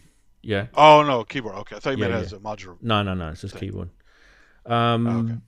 And some of the other things that you don't really hear that finally have hit the shores is do you remember the Bode frequency shifter that they said that they were making? Well, you can get that now. Finally. It's actually available. I know someone said to me a few months ago that they wanted to get a 960 sequencer and they couldn't get them. So they're back in stock now again. Okay. I know you got one, didn't you, Chris? Yeah, I got one. It was one of the last ones. And actually, while we're talking about those 19-inch rack mount modules, there's another one, Pro one. So that makes, 13? Oh. 13 19-inch rack mount modules. So, like, if you're thinking of Wagyu and he's, big, huge house made. He's actually built a house made of rack mount modules. It holds his roof up. You could. It's like Stonehenge. He's got Stonehenge in his house. Yeah, absolutely. I'm looking forward to going into a music store and seeing a large rack of 19-inch Behringer products. Then yeah, arranged exactly like that. A tower of Behringer. I always thought they should have rack mounted the DeepMind because they made a desktop version of it. I thought they would rack mount it. Maybe you can. I'm not sure. So they're the sort of things that you don't hear about, but you just basically got to go to your local music store and go, oh, that's there now. Okay, cool. It's weird. It's like, it is weird because it's like there's such a delay. There's no more fanfare. The fanfare is all in the announcement of it, and they're accepting orders. Okay. Oh, by the way, Rance, have you noticed the Store DJ revamped website? It is actually better, isn't it? Oh, it's definitely better. But it took me a little while to go, oh, what? Yeah, I know. It took me a while as well. It's no longer do they give you kind of a false impression of whether or when they're expecting products or when they've gone out, and now they say, we will accept orders rather than a mysterious zero count next to every store. You're not knowing whether it's run out for good, what's going on. Yep. Yeah, that it is better. So the thing that annoys me, I guess, is that, I mean, it's not really anything I can do about it. It's just the fact that we live in Australia, is that you guys in your parts of the world, especially you, Andy, living on the west coast of the US, you can just drive down to LA and pretty much get anything whenever you want. That place always has Or place in San Francisco, really good too. They have some good stores there too. So, like, for example, if I wanted to buy a Moog Labyrinth, right? Can't get one. If I wanted to buy a Moog 1, which they're now discontinued, I can buy one of those, but the price has gone up. They're now $19,000 Australian dollars. That's a car. That's a ridiculous price for a synth. So things like that, and it's just really hard to get. Like, if I wanted to buy the Muse, for example, the Moog Muse, you can't get it. Can't get it in Australia yet. If I was going to go down the path of looking at Arturius hardware synths, like, for example, the Polybrute, right? Where is it? Are they going to show it to me? They're not even showing it to me. Hang on a sec. So the Polybrute 12 is not. Here it is, in stock. Wow, actually, that is different to what I saw yesterday. They've got one in Perth. Hey, but if you want to part with $6,399, it's yours. Yes. I mean, it's a lot of money for a synth, isn't it? Last time. Yeah. Plus, it's pretty big. Do you have a space for it? Not really, and it would be to be really sort of sensible. It wouldn't be a very smart purchase for me at the moment because I'm trying to get out of debt, not get back into it, sort of thing. So, yeah, just doesn't make sense. Yeah, but I'd love one. If someone wanted to give me one. Yeah, that's a different story. I'd make room for it then. Rent to buy. Yeah. So I just kind of, while I was away for the last 2 weeks, for those who are wondering where I've been, I was actually working. I worked at, we have this, we call it the Royal Show. It's, what that other people would call it, like a city fair, I guess. And it goes for like 8 days. So actually it goes for longer than 8 days because the gates are open for 8 days for the public to go in, but you've got to set up the week before. You've got a whole week to set up. We only used a couple of days to set up. So we spent a couple of days before that setting up and then pack up the day after it closes. So really you're actually working 10, 11 days. But the 8 days that we're there, I was doing 12-hour days. So I was getting there at 9 a.m. and leaving at 9 p.m. And by the time I got home, I was been speaking to public all day long. My brain was just like gel. I couldn't even like listen to the kids, talk to me when I got home, because kids are on holidays at the moment, so they're staying up late watching videos and stuff. Most of my kids are teenagers now, and I couldn't even hold a conversation with them. Just, sorry guys, I need to go to bed. And you'd hit the pillow, and then the next thing you know, your alarm's going off and you're back into the grind again. I was doing that 8 days straight, and it was kind of like I got out the other end. And the last day I was publicly open was so the first day that it was publicly open was the Saturday when the show was on, and the last day it was publicly open was the Saturday when the show was on. So it would have been completely useless to have me on the stream, even if I was here for an hour late or something like that when I got home. I just want to lock myself in a dark room and talk to nobody. Yeah. Has anyone done like that sort of work before, where they've worked at expos or a show? No, but I've heard that it's like that. Yeah. It's really a different sort of world. It's like it's kind of not, I don't think I'm really built for it, to be fair. But I don't know. I kind of get lumbered to doing it every year. So that was what I've been doing, and yeah. And I kind of I actually thought to myself, I haven't been able to do anything in life. Like life just stopped because I was working, sleeping, and then you come out the other end and you think, shit, that's like nearly 2 weeks have gone, and I've got bills to pay, I've got this to do, I've got that, I've got emails to reply to. And then I looked at my website, and I didn't have a blog post for the last 2 shows that you guys did. And, do you know what I mean? Like, it was kind of like playing catch up into a tunnel. And then so that was Sunday we packed up.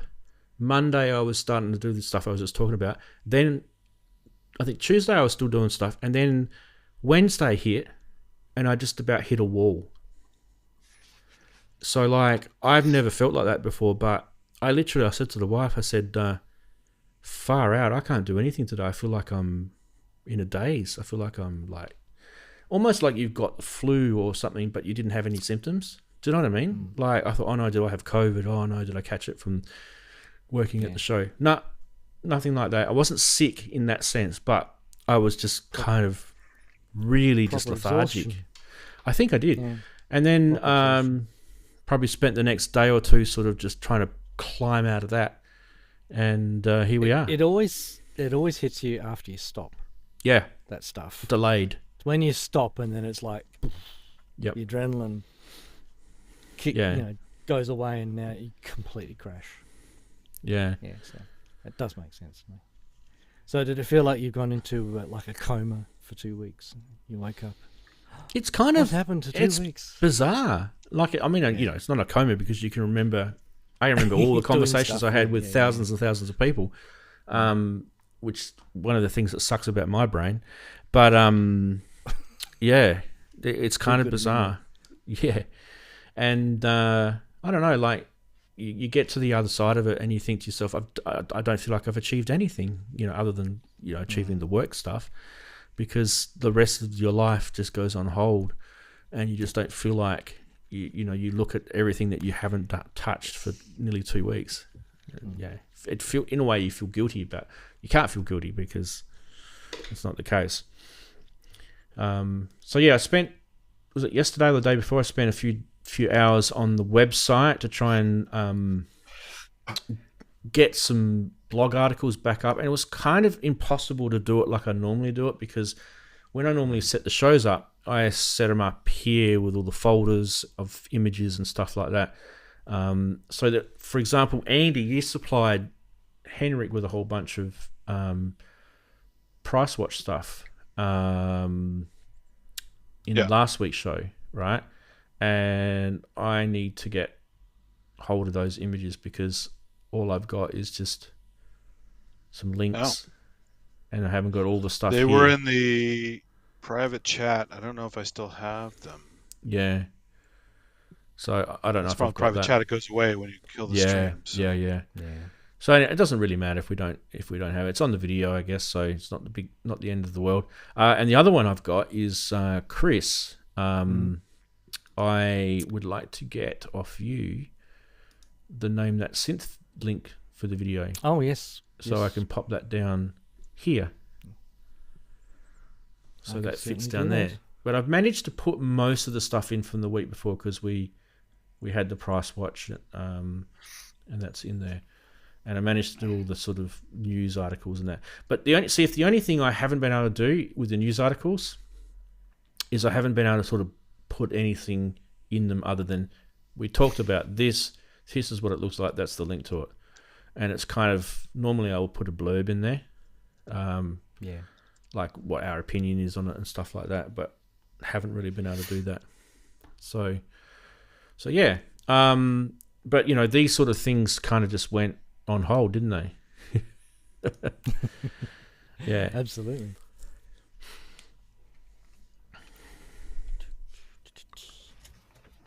I should make that public as well.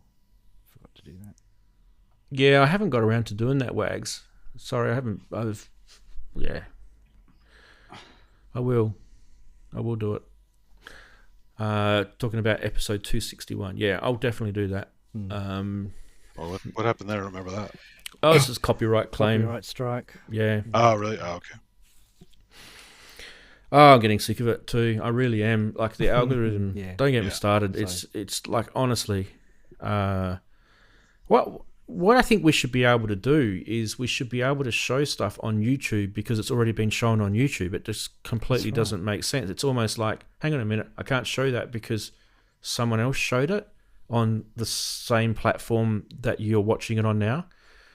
It's, to me, it doesn't make sense. The system's broken. It's terrible. Yeah. And especially if you're showing something that's benefiting the commercial vendor. So either I just don't do news segments anymore, which is, you know, or I do them dry like I've been doing them where I don't show much video. I can only show video where I know I can trust them type things. Can you just like have a picture up and just play a small piece of the audio of the video, just a very small piece, and get away with that? The problem is you can show it, right? And technically you actually have the rights to show it because technically the person that published that is doing it for commercial reasons. They shouldn't be like saying, well, I own the copyright of that. But that's not really what's been happening. And I'm not going to slap anyone really because I think there's too many people out there that do this to sort of slap one person and make them the scapegoat. But I mean, you know, there's very, very well-named synth YouTubers that do. We talked about one of the guys today with one of his products. You notice that I didn't show the video. They do reviews of products that have been commercially asked to be done by the company that's given them, right? Cheers, Chris. Why are you monetizing that and making that copyright so that we can't show the content, or we're not even wanting to show you a whole 50-minute, 2-hour, whatever it is video. We just want to show a little bit of it because it helps us demonstrate a product that we haven't got access to. The manufacturers aren't going to send every YouTuber or streamer, if it's not YouTube, it's something else, right? They're not going to send a copy of their product to every single person so that they can review it. They're giving it to the people that, generally speaking, are good at doing that job. And I don't have a problem with them doing it. But what I have a problem with them is that if they've got the job to review something, they should make that review publicly accessible so that we can play that again or play snippets out of that without getting copyright claims. I think that's it's just fair. Stupid for promotion's sake. You should want your stuff out there. You are selling a product. Yeah, I agree, and I think it's not. So if you talk to the people that did the reviews, they'd probably disagree. They'd probably say, no, it's my content. I created it. I own it. Fair enough. But the company that's giving you the gear to review should be saying, well, hang on a minute. So you're not sharing the stuff with other people about my product and getting the word out? That's kind of anti the purpose, right? Yeah, it's too closed off. You want to have it all out there. Yeah, they need to wake up. Yep. That's what they need to do. I don't know when it'll happen, but eventually they'll realise. Yeah. Hopefully. Anyway, so basically when it comes to this particular show and me showing products on here, for those who are watching this, some may not know this, but I don't have permission. I don't seek permission. I don't get asked. Very rarely do I get asked to show a product by a manufacturer. If I show it, it's because I've always said this. I feel like talking about it, or one of you guys have asked me to talk about it. For example, this week Daren asked to talk about the loop hop thing, plus the three. plus three. So we showed it, which there's a good chance I'll be getting it, by the way. Yeah, and that's why we show stuff on here. It's because I feel like, hey, there's something to talk about. So it's not forced. It's not forced, and also I feel like we're not commercially vested in it either. Yeah. And I feel like, most people I talk to, they feel that that's how it's coming across. So,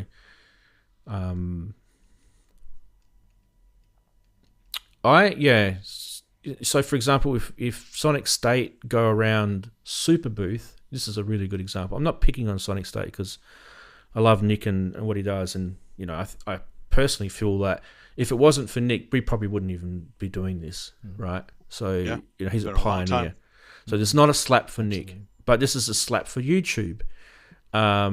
If he goes around showing stuff at Super Booth and these people are showing products, he's gone to the effort to fly there. He's filmed it. It's really, in that sense, that he really does, potentially own that video footage, that content, because he's gone to the effort to do it. Should we be able to show that footage on another show and then, without his permission? Ethically, probably not. I probably would say that ethically, probably not, because you probably should be saying, hey, Nick, can I show you a video? And Nick would just say, yeah, no problems. I know that. Some people he won't say yes to, but most of the people that he knows and is friends with, he'll say, yeah, no problems at all. But to me, that's not like the same thing as Roland have released the P6 and they've sent it out to all the synth reviewers and they've put their videos up on the release date. We should be able to show those videos if we want to. Yeah. Because technically, coordinated release one. That's a coordinated release from Roland, right?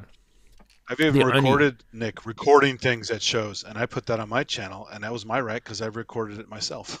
Yeah, exactly. I can't do that. Third camera. I can't do that unless I spend $5,000 on airfares. But exactly. I'm not going to be doing that. Henrik, where's Henrik when we need him? Yeah. We can send Henrik there. The other thing too is that I don't know if we really need to do that. Do you know what I mean? Because I feel like all we really need to do is we just need to add our. We're not doing reactions, by the way. We're actually adding our opinions on what we think is something. And sometimes, like, you watch shows like mine and even Robbie's show, and actually learn things from them. Because absolutely, you might be sitting there going, "Oh wow, this is the greatest thing! I think this synth's going to be awesome." And then, like, we've come on and we've gone, "Actually, you know what? They haven't probably designed it that well. They've forgotten to do this and that. What about this? And how come you press that button and it doesn't kind of go?" You know what I mean? Like, we've brought things that, because we're kind of been around for a bit, we know what we're talking about. We've brought things to people's attentions, and I could give you countless examples of where we've suggested stuff on this show. The product has eventuated. Up. Exactly. It's funny, isn't it? Yeah, it is. Never got an email. Never got an email. Never got a message. It's very rare that I do. Like, you guys might remember we did the best module of the year last year. Yeah. And IntelliGel won it. Sea Legs won it. And I got a message from IntelliGel saying thanks. Really, really rare that companies will do that. But they do. And it's not like it's feeding my ego. Oh, yes, you've done a good job, Ranz. You're amazing. It's not that. It's just that it's just validation. If it was, Yeah, it's validation. I was That, going to say, starving by now. if it hadn't have won it, you wouldn't have got an email. well, yeah, exactly. But it's validation. Do you know what I mean? That what we're doing is being appreciated out worth there. something. Yeah, worthwhile. It's our amateur point of view. It is. Yeah. I think. And there's a lot of amateurs I out think there. we've got something that, unique to bring to the conversation. Well, when you're looking for products, or well, not necessarily products, but other things, you need to have a varied of reviews on it. Different people's opinions on it, because it's not good just sort of looking at one person who likes that product. You want to see people who don't like it, and then you sort of work out from there. What you think. Is it good? Is it bad? Is it in between of what you're thinking, rather than just getting one constant opinion of a certain product or VST or whatever it happens to be. Yeah. Look at people do these reviews of like music and movies and stuff. The whole channel's about watching other people's content, barely transforming it. They put their face and go make funny faces, barely do any transformative stuff, and get away with get millions and millions of subscribers. Yeah. And don't seem to get shut down ever. It's crazy. Yeah. YouTube's really weird. It is. And I put a couple of product videos up, and I'm bang down she goes. And these people don't create; they just literally take stuff and make comments. Recycle. They're not creative. They're not. Yeah, and the transformative aspect of the fair use isn't even there. Yep. Just like it's kind of like the remix generation we're living in now. Yeah. It's like when how much you remix something or recontextualize it is what's valued. When we do that and branding, we are putting ourselves, around the picture, which is that way. Sorry, and I started putting the videos in that little section so that it's not full screen. But even doing that, it's still not kind of a enough. Mini React. Yeah, it's like a mini React, but it's still apparently it's still not enough. Oh, you mean to avoid copyright strikes? Yeah, it's not enough. Well, it's because isn't that because they're using the sound? It's really the sound that feeds the detection algorithm, and then that brings it up to a higher level of attention. I think that's why. I mean, I talk over it as well. I don't know. Yeah, but they've got such good AI, and they're good at they'd have algorithms that are trained to get rid of, to ignore voiceovers when recognizing the soundtrack of other videos. Unless it's a filter sweep, of course. I had someone comment on one of my videos about the filter sweep a little while ago, like probably a couple of weeks ago, 3 weeks ago, and I just about forgotten about it because we were all so used to this being such a stupid thing that we've just accepted it. We haven't agreed with it, but we've kind of just accepted it and moved on, right? And we've accepted it that it's like a stupid thing that we have to put up with. It's one of those things in life. I'm not going to say something stupid now. But anyway, so I replied to this guy and I said, wow, I'd almost forgotten about this filter sweep stuff. And I wouldn't be surprised if I did another video and did a filter sweep on it. It would still be there. They haven't changed it. Even with Rick Beato going to Congress. He went to Congress, right? And complained and put petitions and shit like that, right? Even with that, it still didn't happen. And there's an irony with this stuff too. Like Henrik JX3D talked about this ages ago with Denmark actually having a different copyright policy, right? And because they brought this new copyright policy, this was a few years ago now, they brought this copyright policy out, then all of a sudden they weren't able to see a whole bunch of YouTube videos completely. They weren't allowed to see it. It was like, this content is not available in you guys have probably seen those messages, right? Then also they weren't able to, vice versa, they weren't able to play music through streaming providers because of all these different copyright laws that have, breached what we feel the copyright should be allowing in our country. And but what says that country has the right to say no to another country because they've passed? In fact, their laws were probably more sensible in the sense because they were more modern and up to date, right? And we probably should learn from stuff like this. But oh no, because of our antiquated, stupid copyright laws, that we've built these massive, huge, mega businesses around with YouTube and Apple and Spotify and stuff like that. It's massive, huge businesses are built around it. They have built sort of these computer algorithms that just work within that world, and they know that it's a huge, heavy lifting thing to change it. So they will fight tooth and nail to keep it the way it is. They punish people for trying to change it, which is what they did to Denmark. They punished them, essentially. Yeah, absolutely. Said, right, well, okay, we'll be switching off half our videos tomorrow then. See how you like that. I mean, it's essentially what they did. Yeah. And they said, oh, okay, we'll put it back later or something, you know.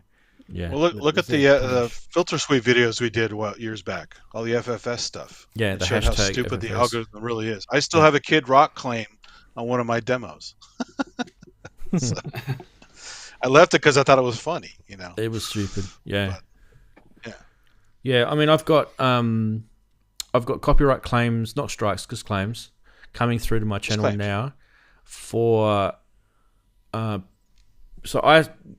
early days on YouTube, I subscribed to some content provider that was making little video clips with some audio in it that I was using in some of my earlier streams that I was doing. Little stingers and stuff like that, and all those now have been copyright claimed now, even though I paid for them. Happens. I paid for them. That happened to my friend. My friend runs a filming, videography and editing business. Yep. And he was using library music that he paid for, and YouTube went, no, you're breaching the copyright of the. No, they basically claimed, and I fought them, but I lost. Yeah. I said no. This is the website that I paid for it from. This is their terms and conditions, which is all the things that you have to fill out in this dispute thing. Lost. Yeah. And then it happened again. I went, just take it down. I don't give a shit. You fought the law and the law won. Well, yeah. And then actually what I did is I cut it out. I just cut it out. Yeah. Because I just thought, it's not even really that important to be in there. It was just a stupid little. That's what a lot of people 2-second video. The one cool thing they added recently is the smart removal. So they'll actually go, I've walked around malls with my little streams. It hears like Genesis playing a song or whatever. It says, hey, this part of the video has this in here. Do you want to remove it and leave everything else? I say, yes. And it went through. It took hours. And it surgically removed just the music. I walked around. You can still hear the footsteps and the other sounds. It didn't mess up the video at all. And it surgically removed. It's a very clever tool now. So that's one of the best things YouTube has done. Is you don't have to destroy your videos. You just take the music out. Yeah. Well, that would be handy. You know, if it just said, hey, this particular bit of audio or this particular bit of video is copyright, so you can't use it. I just hit the sanitize button. It happened about 6 months ago. It was a new feature. They said you can either trim it, take the video down, mute the whole video, or this new feature, which is a little AI tool to take the music out. It's very clever. I have to try that one. But I've just the only problem is with live streams, if you trim anything out, you lose the live chat replay. Yeah. And I mean, it's no big deal for something that happened 5 years ago. That's why I didn't want to trim it. I wanted to keep the chat. Yeah. What are we posting here, Mr. Half God? What is that? Oh, YouTube video link. Yep. Cool. Well, we've made it through another episode of Synth Geekery 266. I did think to myself that there was probably some sort of synth reference to that. 266, like a Roland module or something. I don't know. I couldn't think of anything. I used to do that. You did, yeah. Yeah, and I I think we've got through all the segments. We had a good old chat about various things. We looked at the Geode from Meeblip. Daren's happy because he's back on the show without having to juggle around StreamYard. Yes. Yeah. Well, until I get a new Mac. Future. Okay. But I might as well wait since the M4 Mac Mini might be coming out. See what that's like. So, mine's an M1, and I remember when I got mine, and I thought to myself, "This thing's so cool." Blah blah blah. Now I'm actually thinking about getting a new one already because I've had this now for about 5 years. That's maybe 4 years. Time flies. It does. But yeah, we'll talk about. We should probably have a show where we talk about computers. We haven't done it for a little while because I feel like all of us. We all use. Excuse me. All of us definitely have to touch these computers on a daily basis. So I think it's important. There's a bit of movement in the IT world happening right now. It's now a good time to remind you of the concept we had of inside track. What I'm calling inside track anyway, which was if we had a track that we would happy to share the process of actually reviewing it, writing it. Yeah. We can do that. I'm still up for that. There's definitely there's time on that Saturday Sonority section, so we have like an hour that we could squeeze that into. And Chris, you're more than welcome to have a little makeshift modular segment if you want. Sure. Excellent. Okay. Thanks for the offer. If you've got some things that you want to show us. When I've got something to show you, I will definitely... Chrissy's makeshift modular moment. Yeah. So that's the MMMM. Yeah. Well, CMMM. We definitely need to do... We need to do something more musical, I feel like, in that Saturday Sonority segment.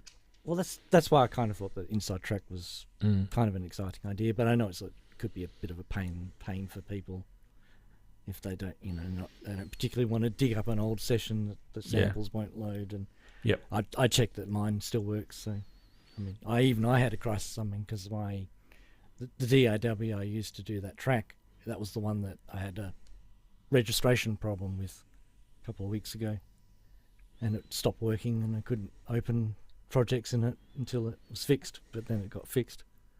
So that's an prime example of how you can say, sorry, I can't show it this week because unfortunately the licensing's died on the license server for the DAW I was using. Yeah.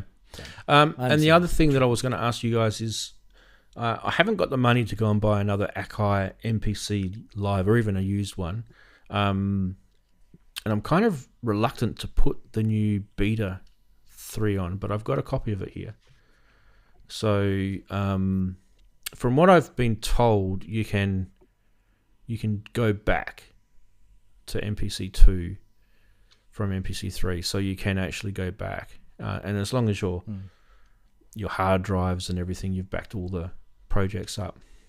I could probably do that and show you guys the new beta firmware and go through it. There's videos already on YouTube if you feel that's good enough. But they've actually just released a new firmware update for the Beta 3 people.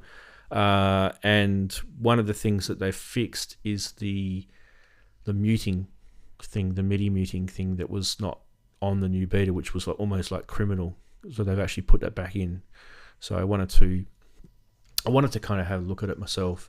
I kind of feel like sometimes when you're looking at other people's videos of stuff, you just want to say, hang on a minute, I want to stop there, stop.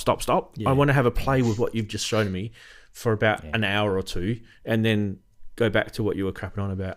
It's kind of, you can't really do that with YouTube. The only way to do it is actually install it in real life and get your fingers dirty. That's the only way to do it. So the other thing too is I'm hearing rumors about Akai going to discontinue the Force. I know that we've been hearing rumors about this for a long time, but these ones are more real. Yeah, they're not doing shit for it. They may as well discontinue it. So. They do have a firmware update that they are bringing out for it, and I believe it will be related to the MPC3 thing, it'll be related to that, but that will probably be the last that I hear. It should have the stems feature. MPC, one of the MPC forums, MPC users, I think it was, Wagoo. I can link you up. It was a pretty good rumor. Yeah, well, it was always bound to happen when I hummed and hawed about it for ages and ages and ages and then got one. So it was bound to discontinue it. Yeah. Aha! Daren's got one. We could discontinue it now, actually. Look, I'm probably at the point now where, I mean, I love the Force. I think it's awesome, but I'm probably at the point now where I actually feel like I'm really interested in the Push 3. I am, but I just like the 7-inch screen and the touch screen on the Force. I do too. But just that track limitation, just that track limitation, just really shits me. Yes, I know. On it. I know, and all the momentary, what do you call them? You know, on the top. What are they called? Oh, my brain's gone. The Q touch encoders. Yeah, the Q links. Yeah, yeah. See, I think that's great as well. I love them. With all the little screens. Well, and the scribble strip. Those are great. Yeah, that's brilliant. I love that. And it's like the Force doesn't, the Push doesn't have anything like that. Push doesn't have that. So that's still that small screen. If they improved the warp algorithm, the sample, that's if they improve that, I feel like that's going to be a massive thing. But I don't know why. I'm sorry, I don't know why. I know why they're not improving it, and it's because they're at some sort of finite resources with the CPU and memory on these things, right? When you think about, if you looked at Ableton and the way it warps samples, and you looked at your CPU and the memory, how it would spike, it would be insane for one of these little devices to sort of compete. But I mean, someone said to me the other day, isn't basically an MPC Live basically like a laptop anyway? Underneath, isn't it pretty much just like well, they all are a laptop? I mean, my Machina Plus is a computer at least, yeah. So, how old is it? 2017. I mean, laptops in 2017 were still pretty powerful.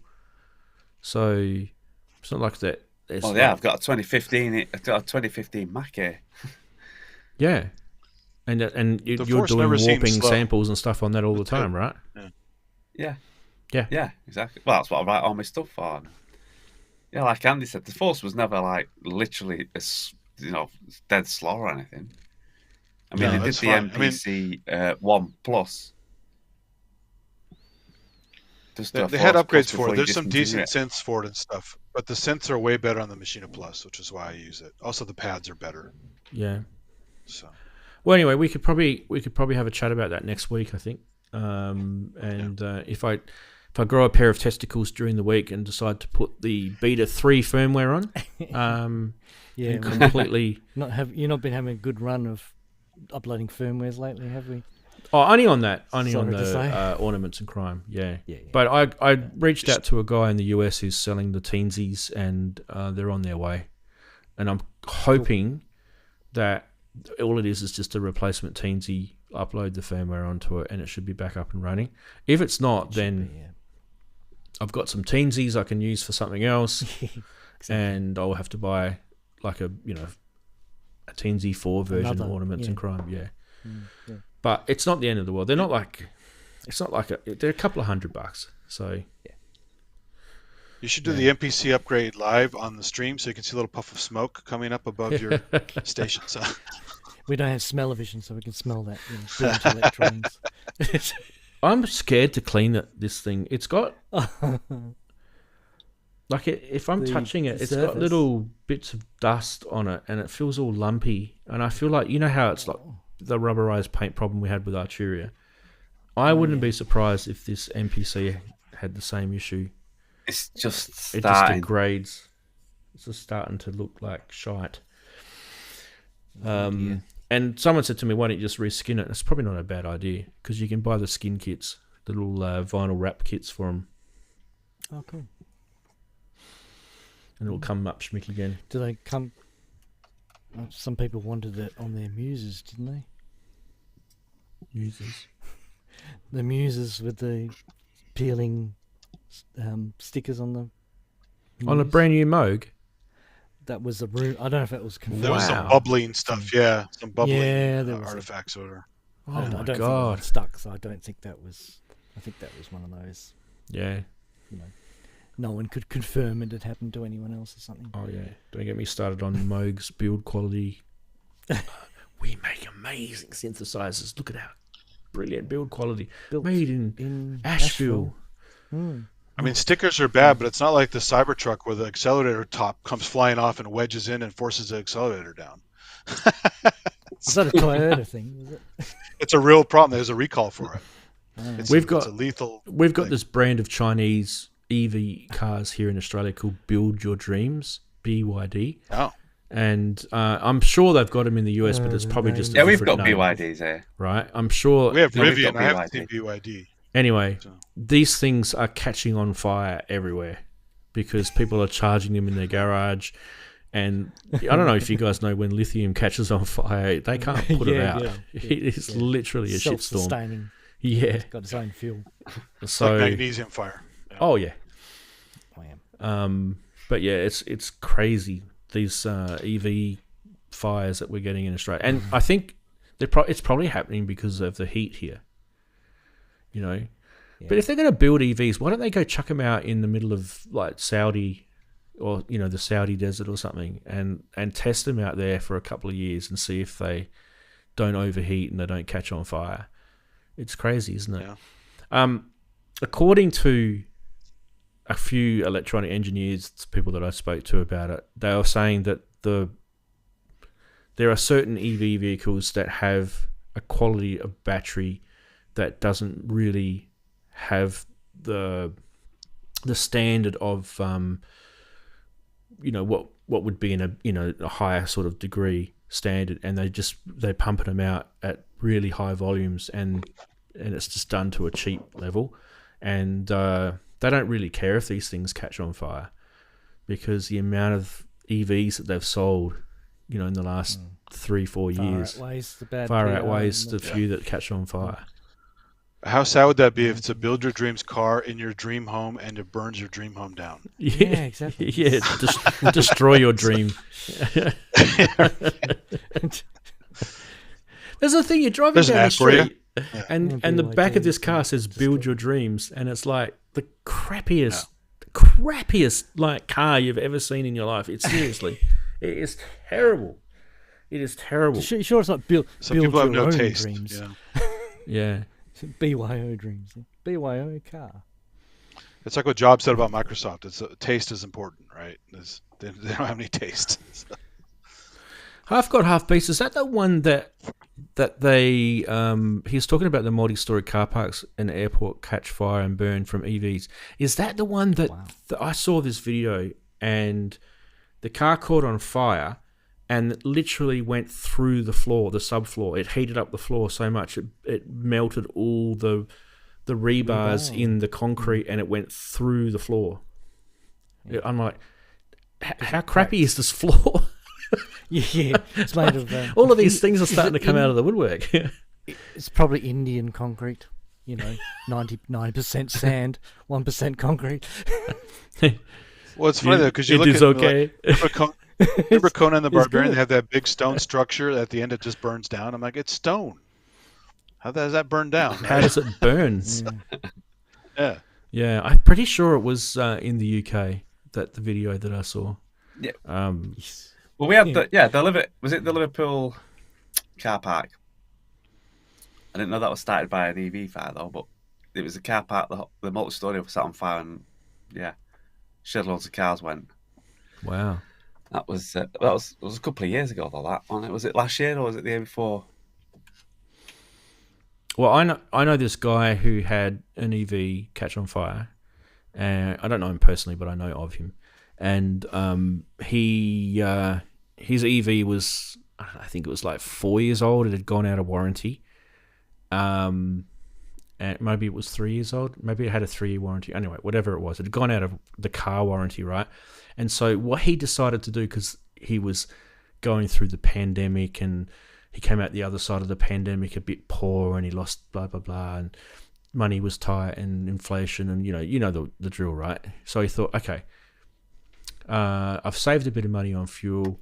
What I'll do is I'll cut down on insurance. I won't have full comprehensive insurance on my car anymore because, I'll just have it so that if I have an accident, it's covered for fire and third party, and we'll leave it at that. So he gets a massive discount on his insurance policy, right? He's, yes, I've saved some money on my bill. And then his car caught fire because of the EV. But it's out of warranty, so he can't claim it against the company. And because it wasn't fire insurance. It was the theft insurance that he had. Sorry, it was the other one. So he didn't have fire insurance. So this thing caught on fire, and he rang up the insurance company. My car's caught on fire, and they're like, sorry, your claim is denied. We don't have coverage for your car. So he literally, basically, had this $50,000 car, but caught on fire, paid it off. Can't go back to the manufacturer to claim any sort of technical faults. Can't claim it on insurance because he changed his insurance policy to save a buck. He's completely screwed. Guy, 50 grand down the drain. Yeah, people make some bad decisions. Afgod said it was. We've had Liverpool, Luton, and Bristol where we've had car fires.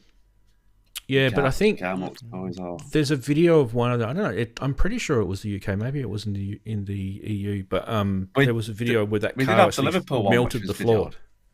It melted the floor. Yeah, it literally melted. I think that it melted. Maybe it was the Liverpool one was. Yeah. I think it was an EV. I don't know about those. Probably. Like I said, I didn't know it was the EV that started it, but yeah, it was. They were all. Oh, was it near the? It was near one of the arenas.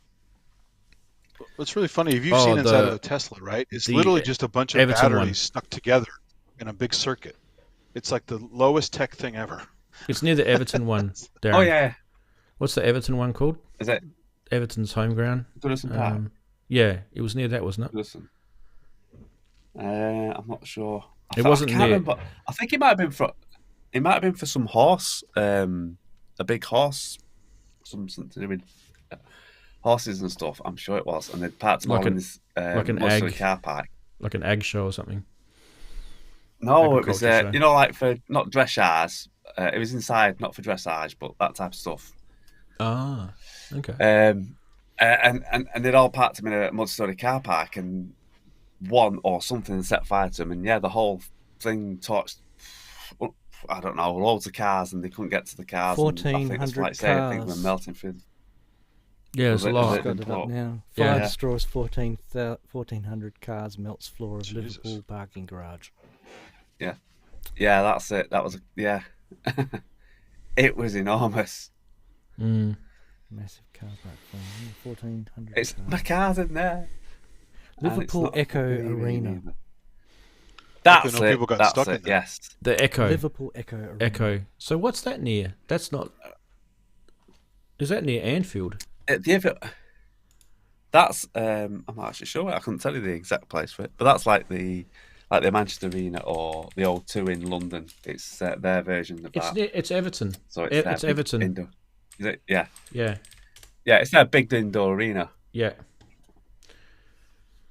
Yeah, it's Everton's. So that they would have been pooping their duds over at training or something. What the hell's on there? Quite a show. It's like Alien had been released into it, and the cars were melting through the floor. Yeah. Unbelievable. Speaking of Premier League, there's some matches going on right now. Let's have an update. Well, okay, as I mentioned before, earlier today we had Liverpool play Crystal Palace down in South London, and Liverpool beat them 1-0.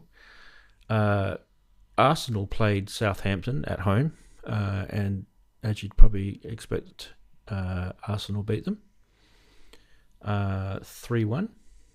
Brentford played the Wolves. Brentford beat them 5-3. That's a pretty interesting result. And, of course, Man City would beat Fulham 3-2. West Ham beat Ipswich 4-1.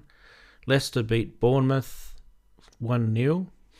And we've got couple more games to go through. There's still another 4 games left. There's Everton versus Newcastle, Aston versus Man U, Chelsea versus the Forest, and Brighton versus Tots. I think the good game out of that lot would probably be Chelsea versus the Forest, right? And then you've got the table, Liverpool sitting on top with 1 point clear of Man City. It's going to be Not another bad start for the new manager. Yeah, Arnie Slot, isn't his name? Arnie Slot. Yeah. He's broke the record, hasn't he? Was it? He's broke the record for the 7 wins. Yeah. 6 wins. 8. Home. No, is it? No, away is games. It 8? Away games. He's broken the away game record. 8. Yeah, I thought he'd broken the record for the first. Was it 8 games or first 9 games? One new manager coming in. Oh, that's right, because he's won the 2 Champions League games too. Yeah. He's sorry, not Champions League. Yeah, on his first. Yeah.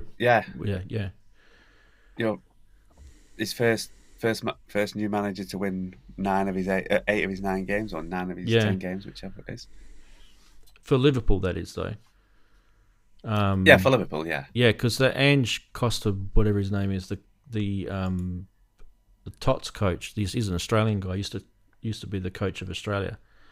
He had some sort of insane win record last season for the first 12 games or something. He won for the Tots, for the Spurs. But yeah, anyway, I still don't think Liverpool will win, even though they're on top right now. We're only 7 games in, and what is it, 36 games in total? Is that right? For the I think it. 38, I think it is. 38. Yeah. When were we talking about 7 games in? There's still a lot to go. 31 to go. It's a bit early to say, but I mean, yeah. By the way, I think I found said the lithium fires can be well over 2,000 degrees Celsius. That's why your car's going through the floor. That's why it can burn through structures. Yeah. That's why it's burning through floors. That's insane, isn't it? That's insane. Yeah. Metal fires are rough. Well, that's why they have to repair. They have to repair all the road if it's an EV car that's gone up. Look at those burning bars. Those magnesium bars they use for cutting into safes. Oh yeah. They're called burning bars, like in the movie Thief. Lances, yeah. It melts that metal. Yeah. What's that? They use it to cut railway lines. What's that liquid metal that they use the thieves are using to break padlocks and stuff? Is it gallium? Gallium, isn't it? Oh, what's not that? thermite? I don't know. Not thermite? It's a G name. I thought it was gallium. Oh, okay. They pour it like it's a liquid thing. They pour it on to other metals like padlocks and stuff like that. It literally disintegrates. Didn't know that. I mean, it's gallium arsenide used in diodes, but gallium by itself, I guess, is pretty volatile. Yeah, well, sodium metals. You can throw sodium metal in a toilet and explodes the toilet. Yeah. It reacts with iron and explodes the damn toilet. Sodium's scary. Yeah. Stuff. Yeah. Well, gallium reacts with iron, right? So it. Okay. I forget what it does, but it it's obviously a chemical reaction at liquid touching a solid, whatever. It might be iridium. Yeah, maybe it's. I thought it was gallium. But anyway, I just thought, geez, if you wanted to break in somewhere and it had a decent padlock, just take a little vial of gallium with you, heat it up. It just crumbles in your hand. Chances are it'll get out of the vial and melt you. So. Yeah. You'd have to heat up to, according to Wagyu, you have to heat up to 7 degrees. It's pretty hot. Like hydrofluoric acid, if you spill that on yourself, it'll just dissolve your bones through your skin. It's brutal stuff. Oh, yeah. When I used to be in the military, we used hydrofluoric acid for stuff. And we had all this complete PPE gear that we were wearing. If it's stored in plastic, it'll eat through glass. Yeah, there was these special containers, and I can't even remember what we used it for. It was it was some sort of additive to something that we had. I don't know. It was some weird thing that we used it for. Probably shouldn't even be talking about it. But anyway, I just remember wearing all this gear. claims. There was an incident where a company hadn't stored their stuff properly and disposed of it properly, and they had a bottle of HF in like a trash can, and the custodian put it over his shoulder, and the HF spilled onto his shoulder and got into his bones and just totally screwed him up. Wow. Bad news. It's probably just scrolled off the screen, but big thanks to Robert, who's popped the 5-pounder in. It says, evening all, Mini Freak Black and P6 coming this week. Wow, he's got some synth love coming his way. Good on you, mate. Mini Freak, eh? Yeah. P6, yeah, I'm probably going to pull the trigger on a P6.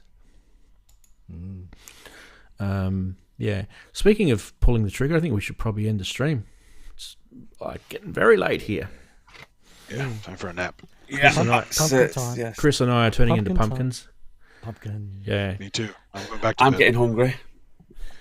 All right, boys and ladies, if you're watching, enjoy your week. Not a very good one. See you next weekend.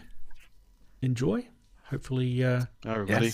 Everyone has fun. Don't forget to record some music. Play with your synths. And throw them at the screen too. Yeah. Thanks, everyone. See you later. Bye. See you guys. I'll take care.